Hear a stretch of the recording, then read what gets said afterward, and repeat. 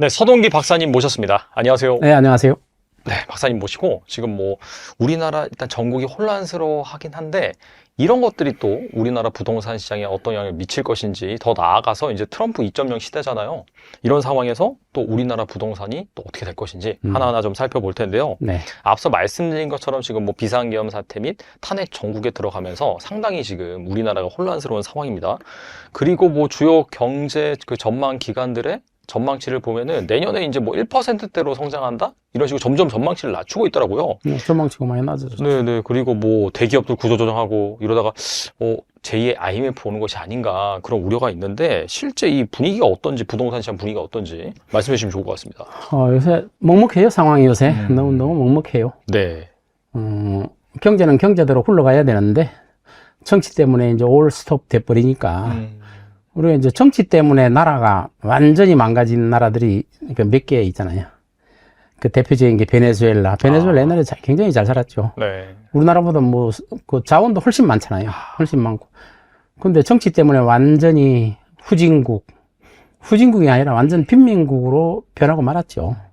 그래서 우리도 지금 빨리 이러한 것들이 해소가 되어야, 불확실성이 해소가 되어야 뭐 경제가 살아나느니 마느니 하는데, 한국은행에서 뭐 내년에 경제 전망을 1.9로 봤더라고요. IMF는 그 전에 이제 2.0으로 봤어요. 1.9. 그 다음에 내후년은 뭐 그보다 더 낮은 걸로 한국은행에서 예측을 했는데, 지금 이런 상황에서는 1.9만 돼도 다행이다 이렇게 보고 있어요. 한국은행이 이제 1.9로 예측했지만 1.9도 다행이다 그럴 정도로 지금 너무 힘들어졌어요. 이런 정치 상황이 아니라도 지금 우리나라가 되게 힘든 상황이거든요, 경제적으로. 그래서 열심히 해야 이러한 위기를 극복할 수 있는데, 지금 이제 사실상 경기 침체에 들어갔다고 봐야 돼요. 이미 경기 침체에 지금 초입이다. 네네. 내년 경제 성장률을 예측이 어려워요. 일단 뭐 정부의 모든 정책이 올 스톱 됐고, 그게 이제 몇 달 정도 있어야 그 해소가 되느냐, 이게 굉장히 중요하거든요. 그래서 일단은 뭐 정부의 공급 정책, 3기 신도시 또 재건축 사업 이런 것들이 그렇게 빨리빨리 진행하지 못할 것이다, 예정대로. 뭐 1기 신도시도 뭐 언제까지 할 것이다 했는데, 그게 과연 그거 아니라도 좀 몇 년씩 이렇게 늦어질 걸로 봤는데, 지금 불투명하게 됐고, 그래서 공급이 상당히 위축되지 않느냐 이렇게 봅니다. 그러니까 보통은 이제 공급이 위축된다 그러면은 부동산 값이 폭등하는 거 아니냐 이렇게 뭐 기사 난 거 봤어요? 네네. 봤어요. 네. 근데 경기 침체라는 것은 소비가 없는 거예요. 투자가 없는 거예요. 이런 소비와 투자가 이루어지지 않기 때문에 수요 자체가 나타나지가 않아요. 그러니까 뭘 살려고 하는 욕구도 없어지고, 그래서 최근에 그 이제 아파트를 팔려고 내놓은 분들이 싸게 내놔도 안 나간다 이런 말들을 많이 해요. 왜? 수요 자체가 없기 때문에. 지금 상황에서 부동산을 살려고 하는 사람은 없겠죠. 아주 싸지 않는 이상은 살려고 하는 사람은 없겠죠.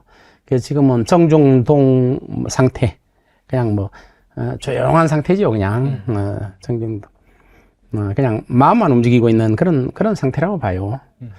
그래서 지금 뭐 공급도 이제 많이 해. 몇 년 후에 공급이 안 되니까 이제 또 부동산 값 상승하느냐 하는 게 아니냐 이런, 성장할 수 있어요. 네. 몇 년 후에. 네.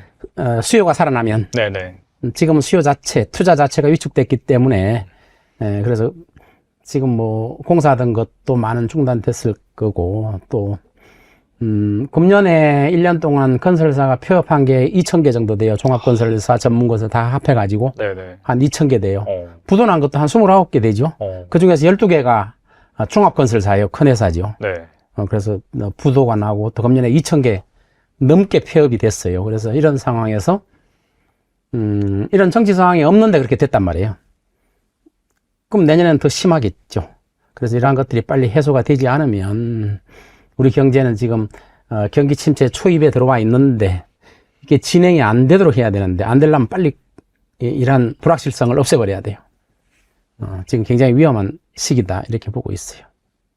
이제 아무리 공급이 없다 하더라도 이게 사실 경기 침체가 오면은 사실 집에 원래 살고 있는 사람이 이제 집을 바꾸는 거나 이제 주거 환경을 좀 개선하는 건데 이런 것들이 당연히 위축될 수밖에 없기 때문에 위축되죠. 수요가 더 많이 줄어서 사실 이 부동산 시장이 얼어붙을 수밖에 없다 이렇게 해석해 볼 수가 있겠네요. 그럼요. 지금 부동산 팔려고 해도 현금화 시키려고 해도 현금화를 못 시키고 있어요, 지금. 그리고 주식시장 같은 경우에는 이미 예전부터 많이 빠졌잖아요. 네, 많이 빠졌고 네. 빠진 상태에서 또 내년에 주식시장이 어떻게 될 거냐. 다 미국 쪽으로 가잖아요. 맞아요. 미국 주식을 사느니 마느니 하잖아요. 네. 그래서 주식시장도 내년에 어떻게 될지 앞날이 불투명해요. 좀 안 좋게 되겠죠. 그럼 약간 좀 주식이 항상 그 부동산보다 먼저 움직이는 그런 경향이 있더라고요. 그렇죠. 네. 주식은 뭐 안 사잖아요, 요새 주식. 네. 주식은 안 사잖아요. 뭐 삼성전자도 뭐 지금 5만 네. 5만 원대도 떨어졌죠. 밑으로 네. 떨어져 버려가지고 그런 상황에서 이게 과연 어떻게 될 것인가 하는 게 굉장히 초미의 관심사고, 더군다나 대기업도 되게 어려워요. 거의 뭐 40몇 개의 대기업이 벌어들이는 영업수익 가지고 금융 이자도 지불하지 못하는 정도예요. 40개가 넘어요. 그 정도로 대기업도 상당히 어렵고, 내년에 더 어려워지겠죠. 더 어려워져요. 더군다나 삼성전자가 미국에 진출한 것도 보조금을 또 뭐 9조인가? 뭐 주느냐 안 주느냐 하고 있잖아요. 맞아요. 네. 안 주면 뭐 완전히 미국으로 갈 이유가 없는 거죠, 공장이. 그리고 뭐 어쨌거나 이 정치적인 불확실성 때문에 내년에 조기 대선 이렇게 발생을 해서 정권이 교체된다면은 대출 규제나 부동산세 등 정책과 시장에도 분명히 영향이 있을 텐데 내년 이 부동산 시장 어떻게 보시는지 궁금하네요. 그동안에 이제 지금 정부에서 대출을 좀 제한하고 왔었죠. 그건 한국은행에서 이제 기준금리를 좀 내리고 대출을 제한하고 가계부채를 줄여나가는 정책을 펴왔었죠. 근데 그 전에 우리 정부에서는 정책 자금을 많이 풀었어요.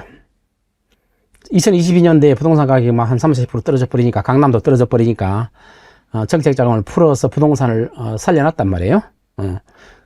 근데 앞으로 내년에도 아마 정책 자금을 풀 가능성은 많다고 보는데, 이제 지금 정책 자체가 올 스톱 돼 버리기 때문에 그러한 것들은 이루어지지 않아서 부동산 시장에 굉장히 악조건이죠. 이거는 악조건이.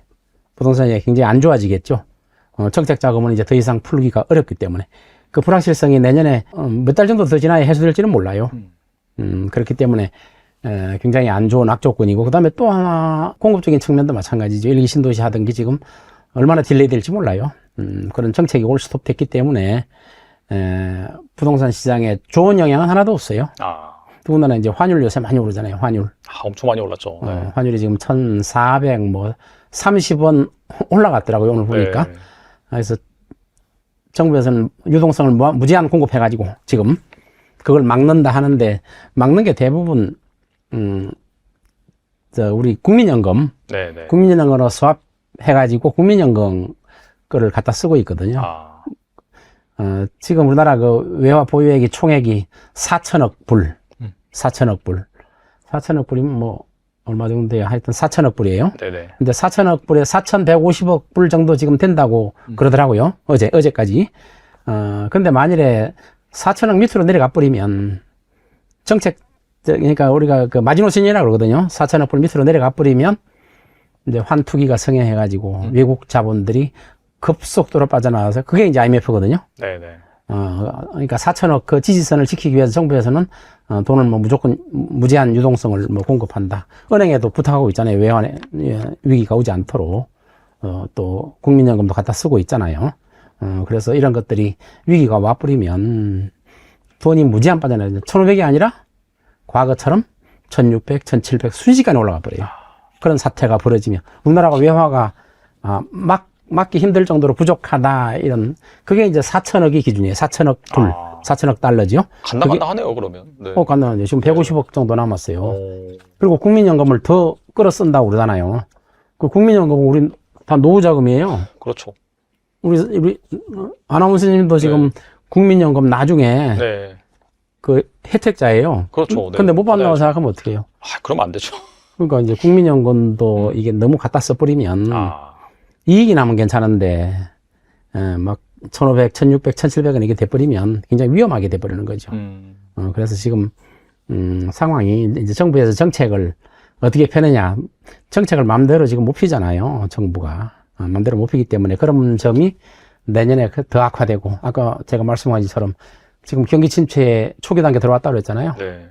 초기 단계 들어왔으면 중기, 말기 이렇게 막 진행이 안 되도록 해야 되는데, 이러한 불확실성이 빨리 해소되어야 그러한 것들이 진행이 안 되거든요. 8년 전 그 박근혜 전 대통령 탄핵 전국 때도 보니까 부동산 거래가 위축이 되고 집값이 하락했다고 하더라고요.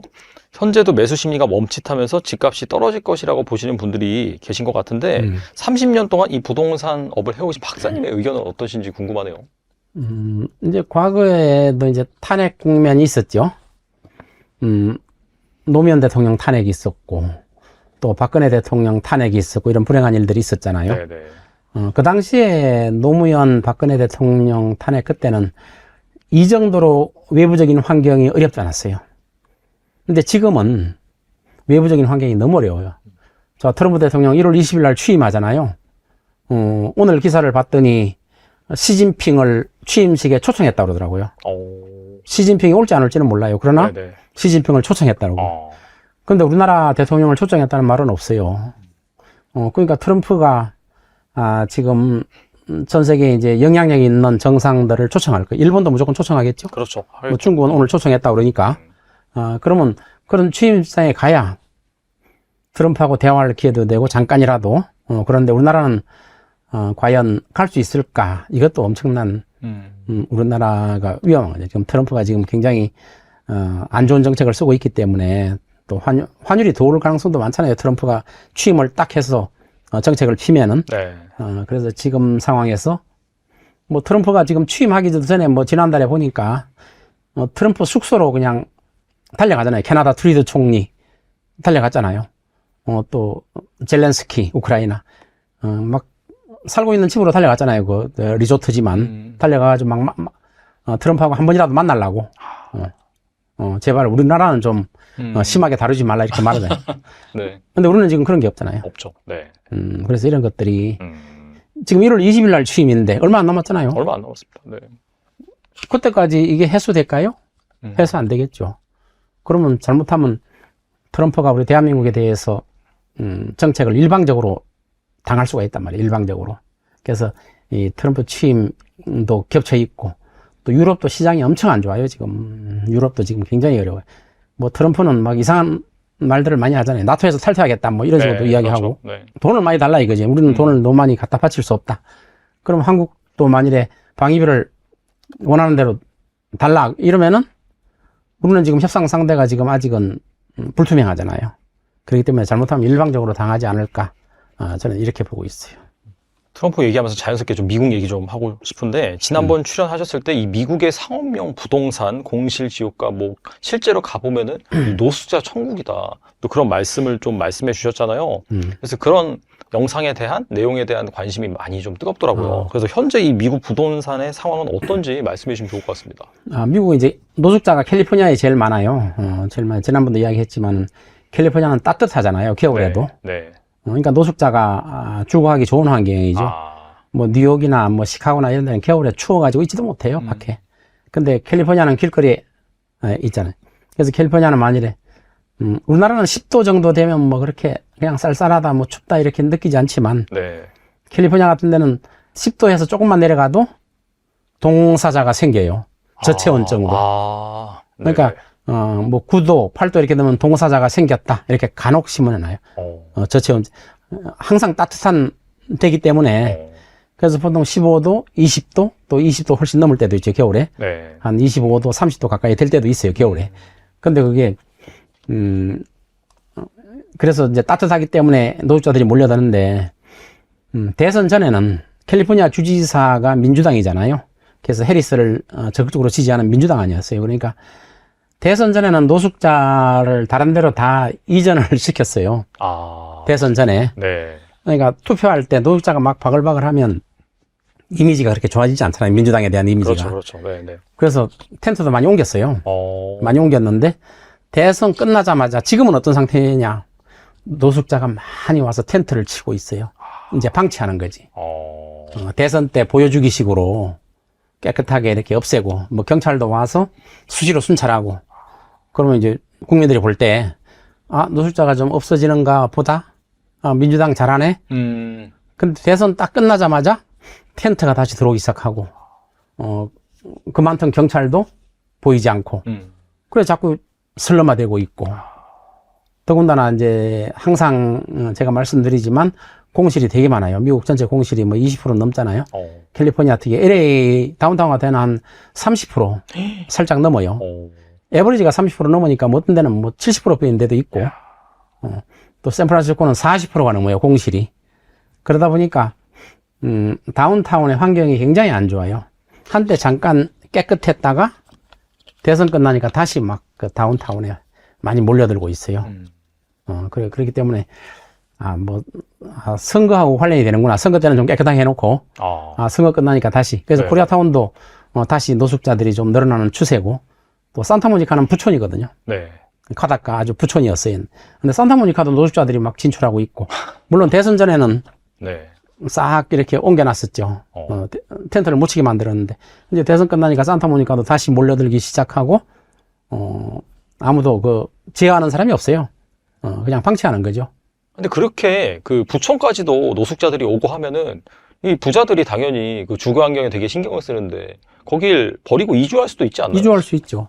이제 노숙자들은 사유지 있잖아요. 개인 주택에 거주하면은 경찰에 신고하면은 이렇게 쫓아내요. 네. 경찰이 사유지. 네네. 그래서 노숙자는 대부분 사유지가 아니면 공유지에 다리 위에 또 공유지 있잖아요. 공공시설. 뭐 공원이라든지 그런데 특히 라이브러리 도서관에 많아요. 도서관에. 도서관이 공공시설이잖아요. 그리고 화장실을 이용할 수 있잖아요. 그렇죠, 네. 그래서 그 도서관 같은 데를 많이 있고, 주로 공공시설. 우리 LA 다운타운에 가면 시청 옆에 가면 또 노숙자들이 있어요. 그러니까 공공기관에서는 쫓아내지 않단 말이에요. 근데 사유지에 가서 텐트를 치면 신고하면 쫓아내요. 그러니까 사유지는 잘 안 가요. 네. 쫓겨나니까. 네. 대부분 공공용지, 도로변, 다리 위. 다리는 이제 공용용지잖아요. 그렇죠. 그런데 주로 많이 있고, 그래서 캘리포니아에서 이제 캘리포니아는 이제 세금도 비싸고, 그 많은 세금을 걷어가지고 노숙자 보호, 저소득층을 위해서 이제 지원을 많이 하거든요. 네네. 그래서 세금이 되게 비싸요. 그래서 캘리포니아에서 이제 이주를 하고 있어요, 많이. 다른 주로. 예를 들어 텍사스를 많이 가고, 그 다음에 바로 옆에 있는 애리조나가 좀 가까우니까 이런 데로 지금 이주하고 있어요. 싼 데로. 집값도 싸고, 애리조나 같은 데는 뭐 LA의 집값이 3분의 1도 안 돼요. 차이가 많이 나네요. 3분의 1도 안 돼요. 이런 데로 이제 세금도 혜택을 주는, 텍사스는 그 주에 소득세를 아예 안 받으니까. 그래서 텍사스에 기업하기가 되게 좋다고 그러죠. 우리 삼성도 가 있잖아요. 네, 맞아요. 삼성. 많이 짓고 있더라고요. 네. 보니까. 네. 그래서 그런데, 캘리포니아에서 이제 도저히 세금 때문에 못 살겠다.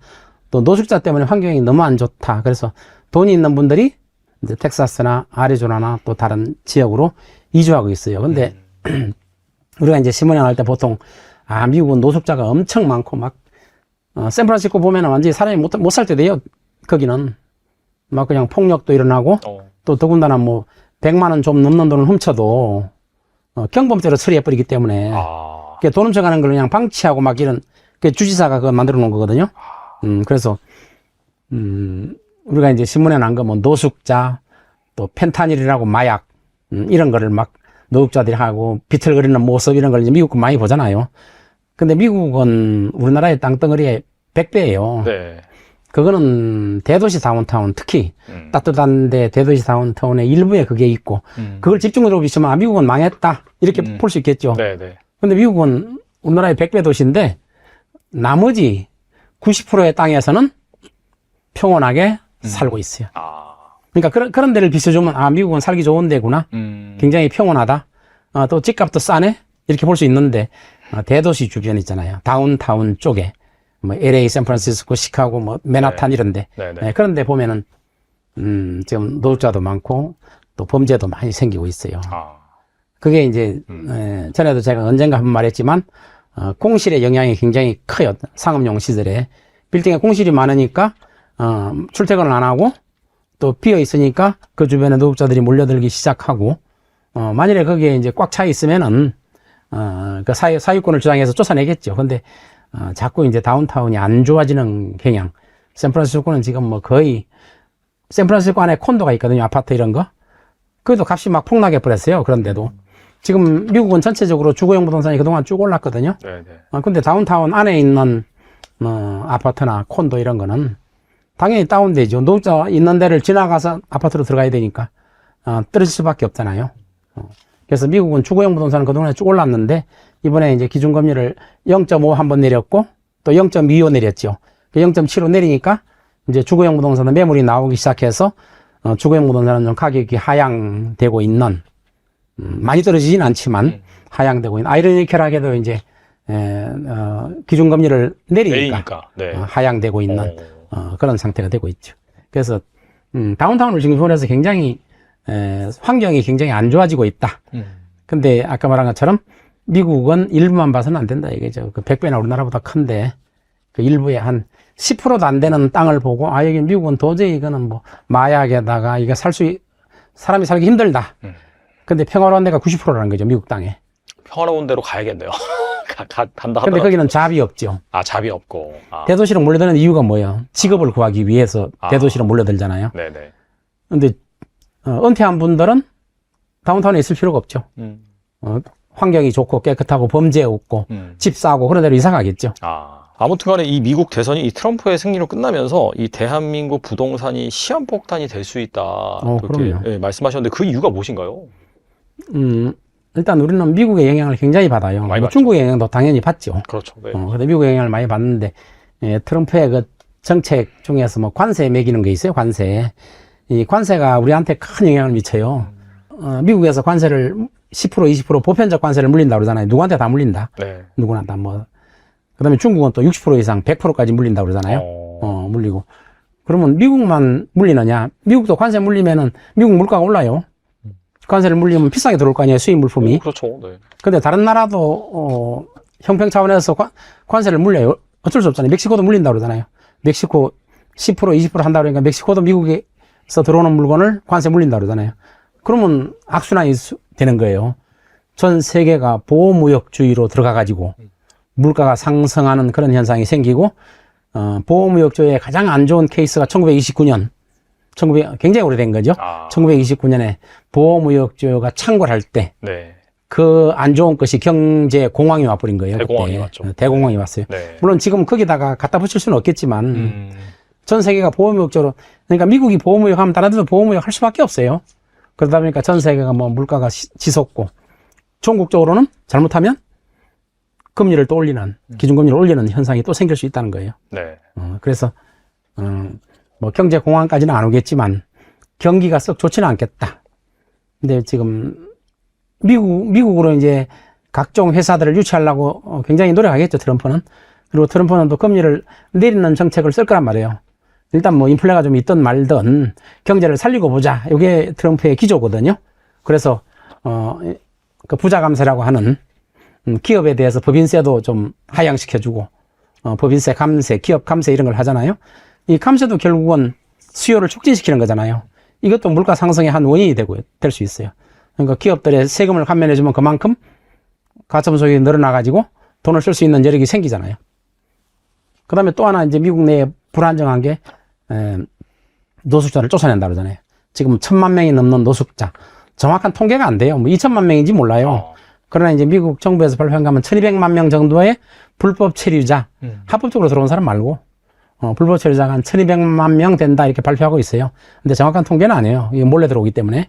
1200만 원 되는 인원을, 트럼프가 쫓아내면 많은 비용이 들잖아요. 많은 비용이 들어요. 그리고 노숙자들이 미국에서 긍정적인 역할을 하는 게 많아요. 좀 3D 업종 있잖아요. 어려운 거. 네네. 어려운 일들을 하고, 임금이 좀 싸더라도, 근무하고. 캘리포니아 같은 데는 불법 체류자를 보호해 주거든요. 그래서 불법 체류자한테도 운전면허증을 발급해줘요. 먹고 살 수 있게. 근데 트럼프는 그걸 갖다 용납 못 하겠다는 거죠. 그럼 캘리포니아에 협조를 못 구하잖아요. 그 캘리포니아 주지사가 민주당이니까. 네네. 그래서 트럼프는 아마 군대를 동원하겠다. 연방정부에. 뭐 그렇게까지 이야기해서 쫓아내겠다는 거예요. 뭐 현실화될지는 모르겠지만 트럼프 성향으로 봐서 할 것 같아요. 그럼 불법 체류자 쫓아내면 또 어떤 문제가 생기느냐면 캘리포니아는 상당히 심각해지는 거예요. 3D 업종 할 사람이 없잖아요. 뭐 트럼프는 쫓아냄으로써 고용이 창출된다 이렇게 하는데 불법 체류자 쫓아내면 이제 임금 수준도 올라가야 돼요. 그 올라가겠죠. 불법치료자들 좀 적게 받고 식당에서 일하고 뭐 운전하고 뭐 트럭 몰고 이런 사람들이잖아요. 그런 사람들인데 쫓아내버리면 임금 수준도 올라간단 말이에요. 이것도 물가를 자극한단 말이에요. 아, 그러니까 인플레이션이 올라갈 정책을 지금 피고 있다는 거죠. 트럼프의 뭐 1월 20일 날 그걸 과연 할 거냐, 천천히 할 거냐, 바로 시행할 거냐 이런 걸 보면, 근데 트럼프 일기에서 보면은 막 장벽 세운다 그래서 바로 공사 시작했잖아요. 멕시코 그 넓은 땅을 장벽을 세워 나갔잖아요. 그만큼 추진력이 대단하기 때문에 일기할 때하고 또 틀려요. 더군다나 이제 트럼프는 예전하고 다르게 의회도 장악하고 있죠.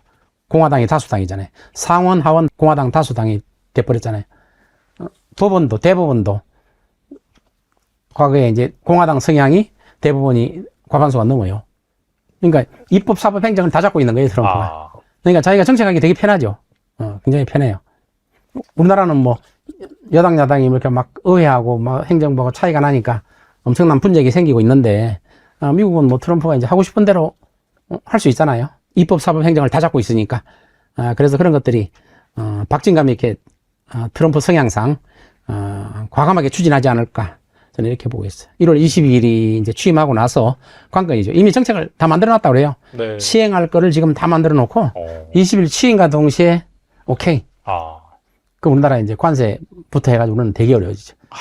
또 방위비 많이 내라. 그렇죠. 네. 그럼 방위비를 좀 줄이고 협상을 하려면 지금 협상할 입장이 아니잖아요, 우리나라가. 네. 그러니까 트럼프가 방위비를 많이 늘려서 속절없이 잘못하면 당할 수가 있다. 이렇게 보고 있어요.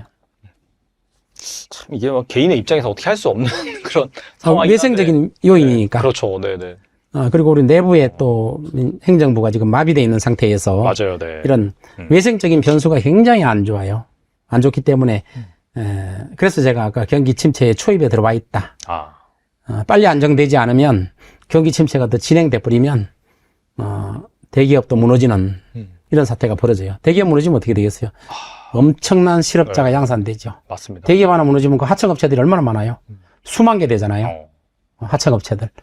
그래서 엄청나게 많은 실업자가 양산될 수 있다. 이게 이제 경기 침체거든요. 그 침체 초입이고 이 강도가 어떻게 될지 모르겠지만 빨리 조치를 하지 않으면 방금 말씀하신 그런 상태도 그럼요. 벌어질 수도 있다. 우리나라 혼란이 빨리 수습되지 않으면 네. 바로 경기 침체 들어가 버리는 거예요. 이미 들어와 있어요, 초입에. 바로 들어가 버린다 이거죠. 그래서 굉장히 지금 위험한 시기고 트럼프의 그러한 정책들이 결국은 우리가 폭탄을 맞게 되는 거예요. 트럼프는 미국 우선주의이기 때문에 네. 뭐 다른 나라를 이렇게 봐주고 이러지는 않아요. 봐주고. 그래서 이제 트럼프가 또 옛날에 미국이 IMF가 어느 나라에 생기면 미국은 돈이 들어와요. 이익이 돼요. IMF의 돈들이 거의 다 미국 돈이에요. 그렇죠. 달러 베이스니까. 네. 그러면 예를 들어서 이제 베네수엘라는 IMF는 뭐 수시로 생기잖아요. 근데 그런 나라들은 IMF가 와서 돈을 빌려줘도 나중에 배째를 하고 갚을 능력이 안 되잖아요. 네네. 근데 우리 대한민국은 어때요? 금방 그렇죠. 갚잖아요. 네. 과거에 IMF 왔을 때 금방 극복하고 갚아버렸잖아요. 네. 그러니까 미국이 IMF의 타겟으로 삼는 게 잘 사는 나라. 빨리 갚을 여력이 있는 나라. 네. 일본은 또 뭐 미국 대통령한테 손 비비는 걸 잘하니까 그렇죠. 네. 그런 게 안 일어날 수가 있는데 우리나라 같은 경우는 잘못하면 IMF의 희생타가 되지 않는 게 좋다는 거죠. 전 세계가 다 경기 침체가 동시에 오면 그건 어쩔 수 없고. 네. 그런데 다른 데 경기 침체가 안 하는데 우리나라만 오는 경우는 그거는 굉장히 비극적인 거 아니에요? 그렇죠. 네. 그래서 그런 것들이 상당히 위험하고 트럼프나 이런데 트럼프의 정책이 우리나라에서는 폭탄이 돼서 들어올 가능성이 많다. 우리는 무방비 상태다. 네. 이렇게 저는 볼 수 있죠. 사실 뭐 최근 미국과 한국에서 이제 동시에 금리 인하 기조에 들어갔는데 뭐 과거에 이 미국의 금리 인하 시기 특히나 그런 사이클이 오면은 한국의 집값이 오른 경우가 많았다라고 하더라고요. 그래서 이 내년에도 뭐 연준이 기준금리 몇 차례 내리고 하면은 한국의 부동산 가격이 다시 상승할 수 있다 이런 논리도 있는 것 같은데 이거 어떻게 보세요? 그거는 이제 일본적인 논리죠. 금리가 내리면 당연히 부동산 값은 올라요. 네. 금리와 부동산은 반대로 움직이잖아요. 네. 그래서 금리가 만일에 1% 내린다. 그럼 부동산 값은 10% 상승한다. 이렇게 보통 10배 정도로 보고 있어요. 네네. 또 금리가 1% 오른다. 그럼 부동산 값 10% 떨어지고 이런 식으로 그러니까 금리하고 부동산은 반대로 움직이기 때문에 그거는 당연한 기본적인 논리인데 문제는 경기 침체라는 게 와버리면 금리를 내려도 해결이 안 돼요. 이번에 이제 12월 달에 또 미국 연준이 이제 금리를 또 내린다고, 아마 내릴 것 같아요. 트럼프하고 연준 의장 파월이죠. 또 갑자기 또 장밋빛으로 친하더라고요. 나는 파월을 해고하지 않겠다. 공개적으로 선언했어. 맞아요. 네. 그러면 답변을 해야 될 거 아니에요. 금리를 내려야죠. 내려줘야죠. 네. 금리를 안 내리면 나가라고 계속 압박을, 쫓아내지는 못해요, 맘대로. 네. 근데 나가라고 압박을 가하면 괴로운 일이죠. 그래서 이제 미국이 금리를 내린 거는, 이제 트럼프는 일단은 전반적인 경제를 성장시키고 보자. 그래서 금리를 내린 거거든요. 물가가 오르든 말든. 사실은 인플레이가 어느 정도 돼야 경제가 성장하는 거거든요. 그래서 그 길을 택하기 때문에 물가가 상당히 상승할 가능성을 가지고 있고, 아마 파월은, 트럼프대로 하면은 금리를 지속적으로 내리는 거야. 그래, 지속적으로 내리는 게, 트럼프의 기본적인, 시각이에요. 그래서, 금리를 내렸을 때 물가가 상승하고, 그러면 이제 트럼프가 임기가 중간쯤 된다. 그럼 금리가 또 상승시킬 수밖에 없는 그런 사태가 또 온다고.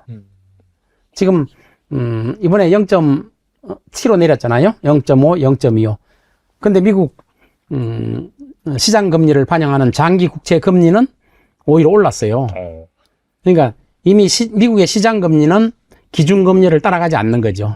그러니까 시장 금리는 오히려 올랐고 기준 금리를 0.75 내렸음에도 불구하고 시장 금리는 0.2% 올라버렸어요. 이런 상태이기 때문에 시장 금리하고 기준 금리는 서로 틀려요. 그래서 기준 금리는 정부에서 하나의 지침, 중앙은행이 일반 시중은행에 매기는 금리잖아요. 기준 금리는. 그래서 정부에서 기준 금리를 하는데 우리 시장 금리는 달라요. 시장 금리는 시장에서 보통의 경우는 기준 금리를 내리면 시장 금리도 내려가요. 이게 정상적인 시장이거든요. 근데 지금은 정상적인 마켓이 아니에요. 그렇기 때문에 이번에 바로 나타나서 0.75 내렸는데도 시장 금리가 올라가는 그런 현상이 생기죠. 그럼 어떻게 되겠어요? 부동산 값이 떨어지겠죠. 오히려 떨어지겠죠. 기준 금리를 계속 내리는데 시장 금리가 올라간다. 부동산 가격은 시장 금리에 의해서 좌우되는 거예요. 그렇죠. 기준금리가 아니죠. 네. 그럼요. 정상적인 시장에서는 기준금리 내리면 시장금리 내려가고 이렇기 때문에 근데 지금은 반대로 움직인단 말이에요. 그러니까 시장금리는 아직도 금리를 내릴 때가 아니라 올릴 때다. 이렇게 보고 있어요. 최근 수도권 아파트 거래가 줄고 하락세를 보이는 등 좀 침체된 분위기 속에서도 강남 등 일부 지역에서는 여전히 신고가가 나오고 있다라는 얘기가 있는데 이 강남 집값은 어떻게 보시는지 강남은 정말 이 불패 시다가 될 수 있을까요? 저는 이제 강남 집이 이제 언론에 나는 거 보면 참 신기해요. 신고가 형성돼서 얼마다. 최근에 이게 정치 상황 말고라도 언론에 계속 나잖아요. 연예인이 얼마 벌었다 막 이런 거 나오잖아요. 네. 실제로 손해본 사람들 많아요. 계속 빌딩을 사가지고 돈 벌었다. 돈 번 사례만 나오니까. 또 30억 이상짜리 신고가 부동산 보면은 또 외국 사람들이 많이 샀어요. 외국에서는 특히 중국이 제일 많죠. 이렇게 사고 그러는데 그러한 것들이 이제 나중에 등기가 최종적으로 되느냐 안 되느냐 이런 문제도 나왔잖아요. 그 실제로 등기가 안 된 경우도 있다고 나오잖아요. 그거는 값을 띄우기 위한 한 방편이 아니냐. 그래서 언론이 참 언론의 역할을 해야 되는 게 부동산 가격을 올리는데 부추기는 역할을 해서는 안 된다는 거죠. 의도를 가지고. 그래서 우리나라 언론이 상당히 좀 그런 면에서는 좀 문제가 있어요. 우리 경제지나 이런 데 보면 부동산 값을 올리는 막 그런 어디 기사 보니까 그런 게 나왔더라고요. 여보, 우리 부동산 지금 바로 사야 되지 않아? 이런 식으로 기사를 딱 끌고 나타났더라고요. 타이틀을 이렇게 딱 해가지고. 그럼 부동산 값이 계속 오른다는 걸 암시함으로써 국민들한테 공포감을 조성하는 거예요. 나 집 안 사면 영원히 못 사. 이거 연거리라도 해야 돼. 이런 공포감을 심어주는 거예요. 또 연예인들 막 그냥 얼마에 사가지고 얼마 남겼다. 이런 걸 신문에 왜 내요? 왜 내? 부동산 값이 하락할 만하면 신문에 딱 등장을 해요. 메인 포트로 딱 등장을 해요. 이런 것들은 부동산 가격을 상승시키는, 그거는 하나의 작업이라고 그럴까? 그런 경향이 강해요. 근데 실제로는, 지금 이제 최근에 상황이 그래서 그런 것도 있지만 강남의 부동산도 지금 떨어지고 있어요. 강남의 부동산도. 네. 지금 팔려는 사람들이 많아요. 물론 정치적인 상황 이런 것 때문에 팔려는 사람들이 많아요. 이미 몇 년 전부터 우리 대치동이 있고 압구정도 있고 막 반포가 있고 그렇잖아요. 이렇게 있을 때 대치동에 어느 정도 돈 있는 분들은 대치동에 다 학원 다니잖아요. 그렇죠. 네. 근데 진짜 돈 있는 사람은 어디서 다녀요? 미국이나 싱가포르에 다니잖아요. 그렇죠. 해외 보내죠. 네. 네. 이미 다 빠진 거예요. 이미. 그래서 지금은 그러한 빠짐이 더 가속화될 거예요. 이 정치 상황이 빨리 해소되지 않으면 환율이 오르는 것도 그거잖아요. 그렇죠. 돈이 빠져나간다는 거예요. 네, 네. 돈이 계속 빠져나간다. 돈 많은 사람들이 빠져나가기 때문에 환율이 더 오르는 역할을 하는 거예요. 또 외국 투자자들이 빠져나가기 때문에 환율이 계속 오르는 거예요. 외국 투자가 들어오면 환율이 떨어지잖아요. 그렇죠. 근데 자꾸 돈이 나간다는 소리죠. 외화가 빠져나간다는 소리예요. 그래서 환율이 자꾸 오르고 그러니까 강남 집값도 지금 과거에 이제 2022년도에 떨어졌다가 다시 원위치가 됐잖아요. 그 원위치 사실은 그게 거품이거든요. 거품. 그래서 이런 거품들이 만약에 거기 살고 있는 분들이 다 현금으로 사는 분들이 많잖아요.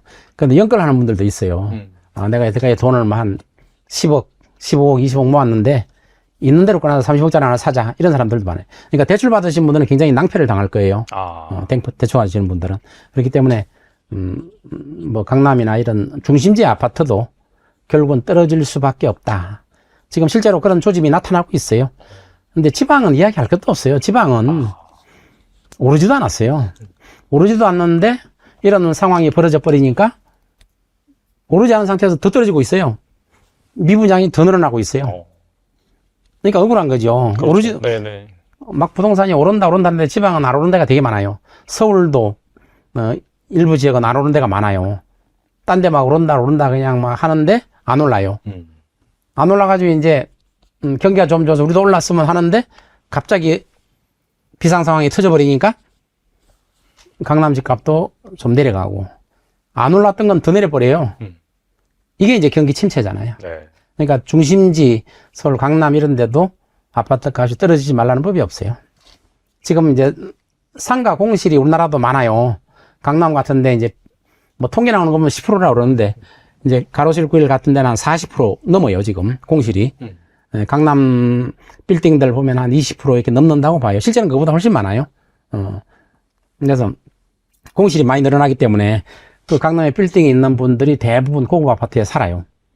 근데 나중에 빌딩이 몰락을 하면, 미국처럼 몰락을 하면 고급 아파트에 살던 분들이 돈이 없어지잖아요. 그럼 사는 집도 팔 수밖에 없잖아요. 그렇죠. 네. 대부분 강남에 고급 아파트 사는 분들이 빌딩들을 뭐 한두 개 갖고 있는 사람들이 많아요. 없는 분도 있지만. 네네. 그래서, 빌딩은 지금 굉장히 위험해요.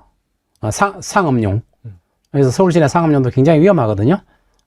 지금 뭐 체감, 경기는 너무 안 좋기 때문에 식당들 막 문 닫고 있고, 강남 쪽에 있는, 빌딩들도 빈대가 많이 생기기 시작해요.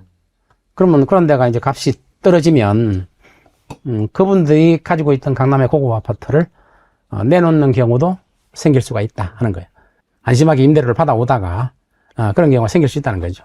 그렇다면 현 상황에서도 지금이라도 좀 집을 사야 되는 것이 아닌가 고민하는 무주택자들 같은 경우에는 확실히 좀 사지 않고 기다리는 게 좋겠네요. 기다리는 게 좋죠. 지금 좀 떨어진다고 해서 들컥 잡았다가는 칼날을 잡는 거예요. 그래서 지금 떨어지고 있다고 잡아버리면 안 되는 거예요. 그래서 이제 우리는 이제 부동산에 대한 좋아하는 사랑이 너무 강하기 때문에 우리나라 사람은 소유욕이 굉장히 강하잖아요. 전체 자산 중에서 뭐 부동산이 차지하는 중에 비중이 한 80% 넘는다고 그러죠? 80% 넘. 네.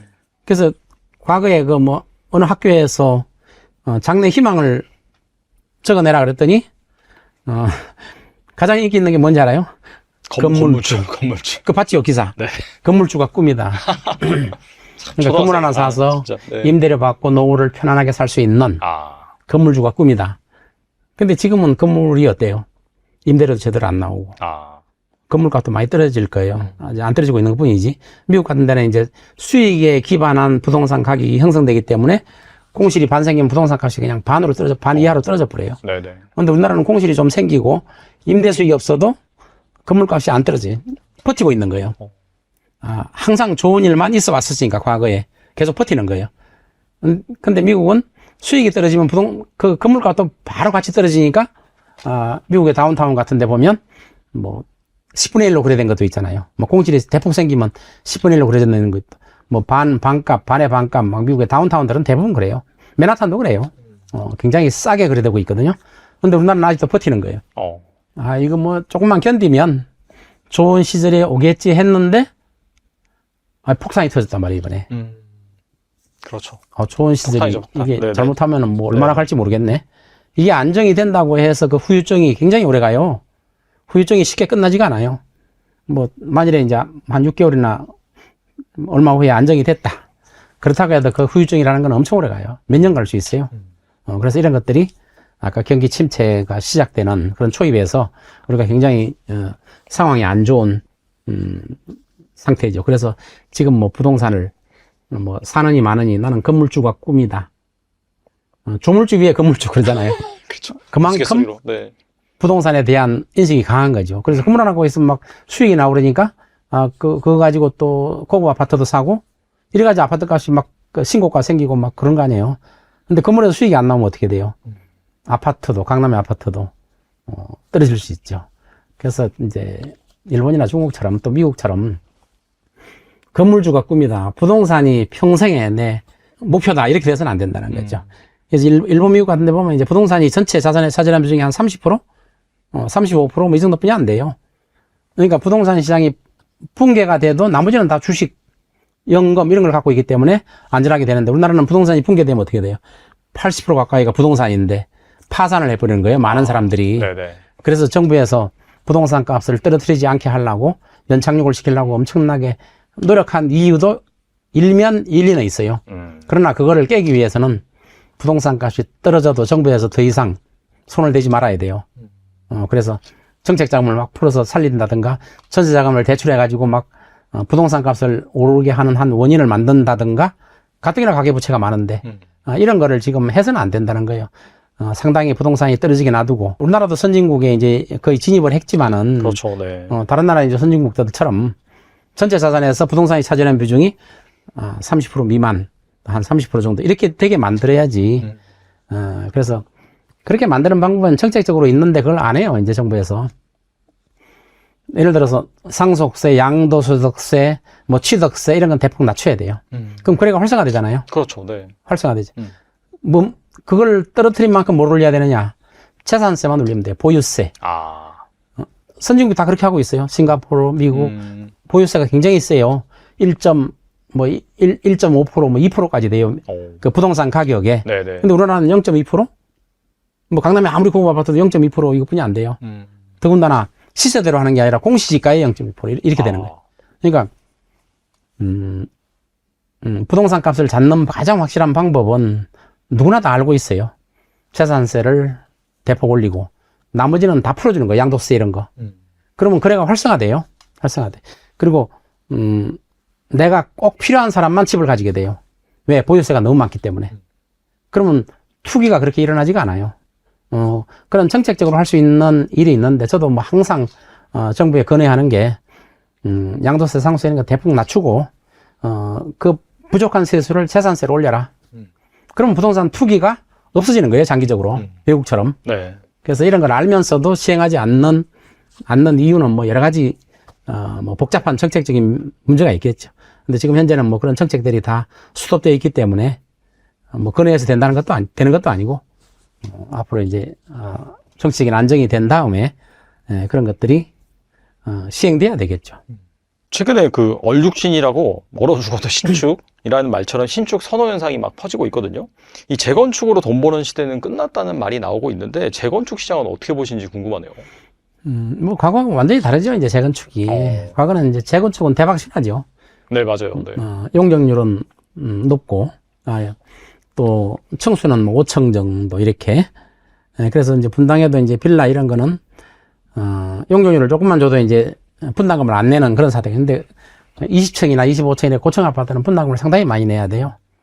그래서 과거에 그 재건축 대박 신화 이건 없어졌어요. 그거는 뭐 지금 내가 5층인데 20층, 25층 질 수 있으니까 오히려 돈을 분담금을 돌려받아요. 평수를 늘려가면서 돌려받아요. 근데 지금은 고층 아파트를 재건축하니까 분담금도 많이 내야 되고. 그러니까 재건축의 기본 요건이 그거예요. 분담금도 적게 내야 되고 또 부동산 값이 그 아파트가 나중에 분양할 때 값이 어느 정도 올라줘야 돼요. 그래야 재건축이 되는 거예요. 네. 근데 분담금이 상당히 많이 나올 거예요. 1기 신도시 재건축이 한 3만 6천 가구를 지금 선도직으로 했잖아요.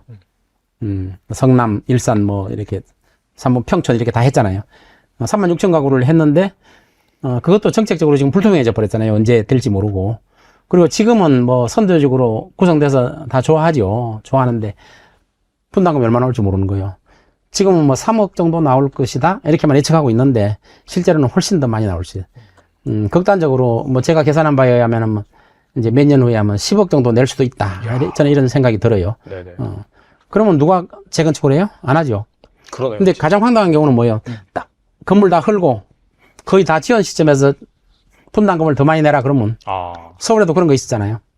다 짓고 있는데 분담금이 막 팍 올려버리니까 입주를 못하고 있는 경우가 막 분쟁이 생긴 거 봤죠. 네. 중단했었죠. 그런 사태가 또 들어질 수 있다는 거죠. 그래서 분당에 선도직으로 설정될 때는 굉장히 기분이 좋았는데 분담금이 과연 얼마나 될 것이냐 여기에 대한 고민들을 해요. 그럼 분담금이 많이 나올 것 같으면 동의를 안 하죠. 재건축은 주민들의 동의를 받아서 하는 거기 때문에 강제로 할 수 있는 게 아니거든요. 그럼 동의가 안 돼요. 그 다음에 또 하나는 분양 당시에 아파트까지 어느 정도 올라줘야 돼요. 안 오르면 어떻게 돼요? 떨어진다든가 수평으로 간다면 분양이 안 되는 부분에 대해서 재건축 가지고 있는 소유자들이 다 같이 부담해야 돼요. 분양이 안 돼버리면. 그럼 건설회사가 누가 하려고 그래요? 그럼 분담금도 많이 늘어날 수 있겠죠. 그래서 이런 것들이 아직 불투명하기 때문에 뭐 분당 정도는 뭐 성공하지 않을까 이렇게 뭐 다른 신도시는 성공하기 어렵게 돼 있어요. 일산이나 뭐 평촌 이런 데는 어렵게 돼 있는데 분당 정도는 성공하지 않을까 이렇게 보는데 일단 얼마나 걸릴지 몰라요. 얼마나 걸릴지. 뭐 28년도에 뭐 착공한다고 그러는데 뭐 해봐야 아는 거죠. 그렇죠. 네. 음모 아파트 지금 봐봐요. 엄청 오랜 기간 동안 뭐 재건축 한다 하는데도 못하고 있잖아요. 그리고 최근에 59제곱미터 소형 아파트 거래가 늘면서 가격이 좀 오르고 있다라고 하더라고요. 이 국민 평형이었던 30평대, 뭐 일반적으로 8사를 많이 뜻하긴 하죠. 여기를 좀 부정적으로 보는 그런 견해도 있는데 어떻게 보시는지 이제 국민 평수가 이제 30평대에서 정말 좀 1인 가구 늘어나고 하면서 평수가 좀 낮아질까요? 그건 이렇게 봐야 돼요. 네. 이제 59제곱미터로 내려갔다. 이렇게 내려갔다는 거는 1인 가구가 많이 늘어났다 이렇게 저는 보고 있어요. 1인 가구가 계속 분화되고 있잖아요. 인구는 주는데 가구가 늘어나는 현상이 생기잖아요. 이게 가구의 분화거든요. 분화가 생기다 보니까 평수가 적은 걸 선호하는 거죠. 항상 그 평수는 수요 공급에서 결정돼요. 네. 대형 평수가 부족한데 수요가 많다. 그럼 대형 평수가 옛날에 많이 올랐잖아요. 엄청나게. 근데 지금은 대형 평수를 많이 짓잖아요. 대형 평수를 지면은 뭐 값이 오르니까. 그럼 지금 대형 평수가 공급이 많이 됐단 말이에요. 그러면 공급이 많으니까 당연히 떨어지죠. 지금 59제곱미터 지금 가격 공급보다 수요가 더 많으니까 오르는 거죠. 필요한 분들이 있으니까. 근데 평수는 그래요. 본인이 감당 능력이 있는 만큼 사거든요. 내가 돈이 어느 정도 있고 대출을 어느 정도 받아서 이걸 살 수 있는 능력이 있어야 사는 거지. 돈만 있다면 우리 아나운서님 봐봐요. 돈만 있다면 큰 평수에 사는 게 좋지 않아요? 혼자 살아도? 큰 집 사는 게 좋죠. 혼자 살아도 한 100평 살면 좋지요, 혼자. 네. 제가 아는 분도 뭐 150평 펜트하우스에 사는 거 보니까, 거기도 혼자 살아요. 혼자요? 네. 우리 연예인들도 혼자 사는 경우가 많잖아요, 펜트하우스에. 네네. 그렇긴 하죠. 혼자 살아요. 그럼 얼마나 좋아요. 여기도 가고, 저기도 가고, 뭐, 집안에서 다 해결되니까. 근데 문제는 본인의 감당 능력이 안 되니까, 내 돈에 맞는 거를 찾다 보니까 수요와 공급이 거기서 형성되는 거예요. 그래서 30평의 과거는 뭐 수요가 많았기 때문에 30평대가 대세다 이렇게 봤는데, 지금은 소득도 지금 뭐 그만큼 안 오르고 부동산 값이 폭등하다 보니까 적은 평수로 내려간 거예요. 수요가 다시 말해서 30평에서 그 밑으로 내려간 것 뿐이에요. 그러니까 수요 공급에서 좌우되거든요. 그래서 앞으로 이제 아파트 값이 하락할 걸로 보는데, 많이 하락하면 좀 평수가 큰 데로 다시 선호하는 현상. 그러니까 내가 뭐 20평이 좋아한다, 15평을 좋아한다, 30평 좋아한다, 50평 좋아한다, 이거는 본인의 감당 능력에 달려 있는 거예요. 그러니까 그걸 좋아하는 거는 수요와 공급에 의해서 좌우되는 거지, 내 소득 수준에 의해서 좌우되는 거고, 또 그만큼 공급이 얼마나 많이 되어 있느냐, 여기에 따라 좌우되는 거지. 나는 뭘 선호한다. 좀 전에 말한 것처럼 평수가 클수록 좋은 거예요. 내가 돈만 더 있다면. 그렇기 때문에 그걸 뭐 인기가 몇 평대가 있다, 이게 먼저 국민평형이다, 이런 것들은 수시로 변할 수 있다는 거죠. 만약 아파트 값이 막 반값 반의 반값 막 떨어지면 국민평형은 한 40평 이렇게 될 수 있죠. 그럴 수 있죠. 네. 그렇게 될 수 있는 거예요. 네, 저희 뭐 채널 고정 질문인데요. 만약 1억이 있는 무주택자라면은 내 집 마련을 위해 어떤 부동산을 주목하면 좋을까요? 우리나라는 이제 1억 정도 있다. 무조건 부동산을 생각해요. 네. 부동산. 네. 부동산 신화. 부동산만 사면 뭐 돈 번다. 지금은 이제 50대, 60대 분들은, 부동산 때문에 다 돈을 벌었어요. 과거는 개발도상기니까 막 부동산이 막 올랐잖아요. 그렇죠. 네. 그래서 이제 부모 세대한테 항상 들었는 무조건 부동산을 사라. 아. 있는 돈 없는 돈 그러다 부동산 사기만 하면 돈 번다. 그거는 과거의 일이에요. 과거의 패턴이 앞으로 연장되지 않아요. 지금 이제 경기 침체가 오지 않더라도 부동산 값은 하락하게 돼 있었어요. 그런데 만일에 경기 침체가 온다면, 안 오기를 바라지만 온다면은 부동산은 더 하락하겠죠. 그러면 내가 1억 정도 가지고 있다. 그러면 부동산 외에 다른 데 투자하는 것도 생각해 봐야 돼요. 근데 우리나라는 이제 주식도 사봤자 주식으로 성공한 사람들이 그렇게 많지 않아요. 또 비트코인도 뭐 돈 번 사람이 많을 것 같아도 손해본 사람을 너무 많이 봤어요. 아, 손해본 사람 주식도 그렇고. 네, 그렇죠. 번 사람만 엄청나게 이야기를 하고 있는 거예요. 그래서 손해본 사람들이 많아요. 그래서 비트코인이라든가 뭐 또 주식을 투기적으로 접근한다든가 또 아파트나 부동산을 투기적으로 접근하는 거 이런 거는 다 불로소득을 노리는 거예요. 그래서 앞으로 이제 저는 부동산 값이 상당히 하락할 걸로 보는데 하락하면은 근로소득만 가지고 내가 1억 가지고 뭘 할 거냐. 부동산은 뭐 순위를 좀 뒤로 제치해 놓자. 이렇게 돼야 돼요, 이게. 그렇게 돼. 그래서 근로소득으로 부를 형성해 나가는 그런 사회가 되는 게 정상적이지. 여태까지 해왔던 것처럼 막 부동산, 우리나라 경제개발기회처럼 아파트를 사서 뭐 2배, 몇 년 지나면 2배 된다, 3배 된다, 막 이렇게 또 주식, 뭐 비트코인, 그거는 근로소득하고 상관없는 거예요.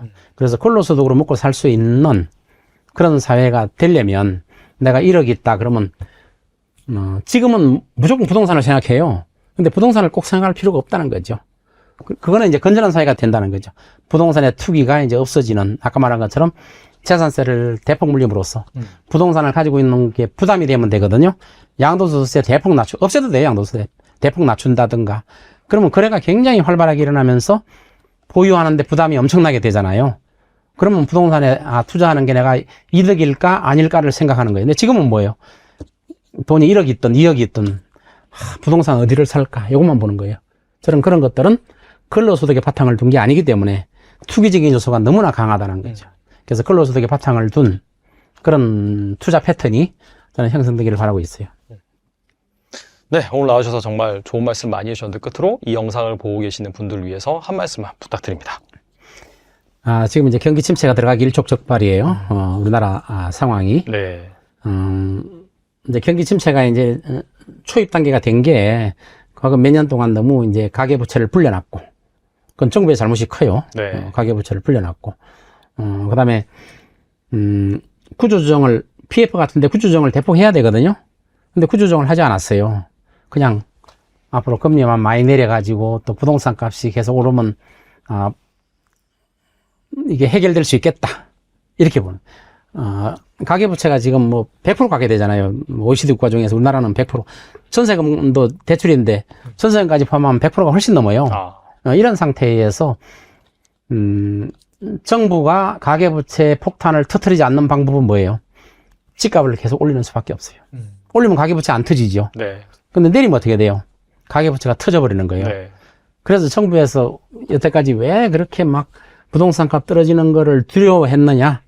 PF 문제가 터져가지고, 건설회사가 무너지기 시작하고, 또, 대출을 받아서 아파트 산 분들이 또 막 경매가 쏟아져 나오고, 이러면은 경기 침체가 너무 빨리 들어가기 때문에 정부에서는 그걸 막기 위해서, 뭐, 금리도 내리기를 바랬고, 또, 가계부채가 터지는 걸 막기 위해서 막 정책 자금을 엄청나게 풀었어요. 네. 막 50조 이상 막 풀고 그랬잖아요. 50조.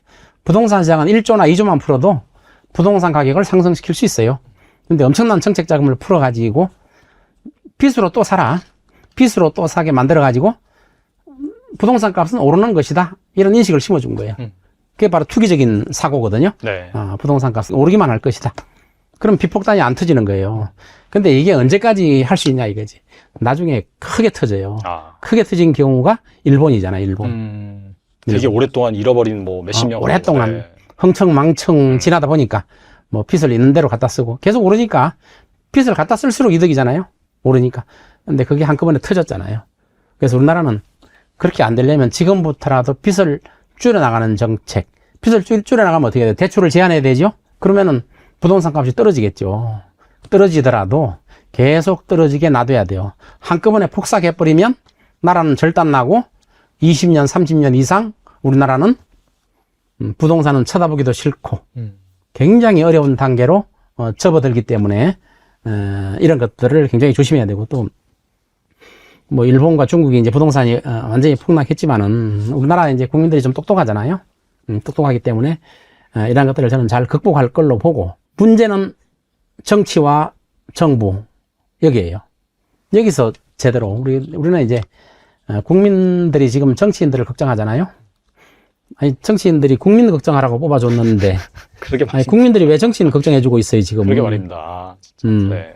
그렇게 돼서는 안 된다는 거죠. 그래서 우리나라 국민들은 그래도 똑똑하고 저력이 있기 때문에 뭐 일본, 중국처럼 장기 침체가 안 오기를 저는 바랄 뿐입니다. 네. 네, 다가오는 이 경기 침체 초입, 뭐 사실 모르고 가만히 있다라는 정말 큰 코 다칠 수가 있는데 또 박사님께서 말씀해 주신 것처럼 현상을 잘 파악하고 또 준비를 잘 해 나가다 보면은 뭐 내신 마련이라든지 뭐 투자 기회 분명히 있으니까 여러분들께서도 잘 준비하시면 좋을 것 같습니다. 네, 지금까지 서동기 박사님 나오셔서 감사합니다. 네, 감사합니다.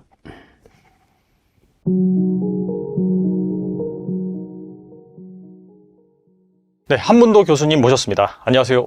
네, 안녕하세요. 네, 교수님 모시고 뭐 최근에 지금 뭐 정치적으로나 뭐 혼란스러운 상황이 지속이 되고 있어가지고 이런 부분이 또 부동산 시장에 어떤 영향을 미치는지 하나하나 살펴볼 텐데요. 비상계엄 사태 이후 이 탄핵 정국과 혼란이 커지면서 부동산 매수 심리가 얼어붙고 있다라는 네, 얘기가 맞습니다. 심심치 않게 나오고 있는데 과거 이 박근혜 탄핵 당시에도 부동산 거래량이 3분의 1 토막 났다고 하더라고요. 네, 맞아요. 그래서 현재 시장 분위기는 그때와 비교해서는 또 어떤지 궁금하거든요. 아, 네. 일단 우리가 시장 분위기 볼 때 제일 빨리 알 수 있는 게 이제 거래량이죠. 거래량 이제 그림 하나 보여드릴게요. 12월 18일 기준인데, 어제 기준인데, 보시는 바와 같이 여기 우측 지점에 이게 10월 달에 잠깐 올라왔습니다. 3,600으로. 그리고 11월은 아마 한 3,000, 한 100, 200? 뭐, 1000 정도, 3,500 정도까지 해서 끝일 것 같아요. 근데 중요한 건 이제 12월인데요. 12월 지금 500건 거래됐거든요. 그러면 12월은 아마 2,000건 이하로 떨어질 것 같습니다. 그러면 이 그림에서 보시는 것처럼 급격하게 꺾였잖아요. 그러면 이게 시장의 상식적으로 이거는 중요한 건 이 계엄 사태가 있기 전입니다. 아, 그러면 이게 말씀 주신 그 혼돈스러운 상황이 더 겹쳐 있으니까 쉽게 말하면 뭐라 그럴까요? 우리가 집 살려고 준비하시는 분을 적절한지 모르겠지만 뭐 소풍을 가려고 좋은 일이니까 소풍을 가려고 뭐 김밥도 싸야 되고 막 준비하는 중에 아버지가 뭐 큰일을 당한 거 아니에요. 회사가 문제가 있다든지 뭐 네네. 어딜 다치셨다든지. 어, 그럼 소풍 갈 기분이 나나요?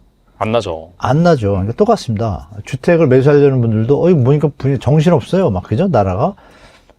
그러니까 야 지금 사야 되냐 그냥 막연하게 이제 그 심리가 들어옵니다. 경제는 심리라고 하는데 그게 아마 12월 달에서 1월까지 이어질 것 같아요. 왜냐면 탄핵이 지금 뭔가 마무리가 안 된 느낌이잖아요.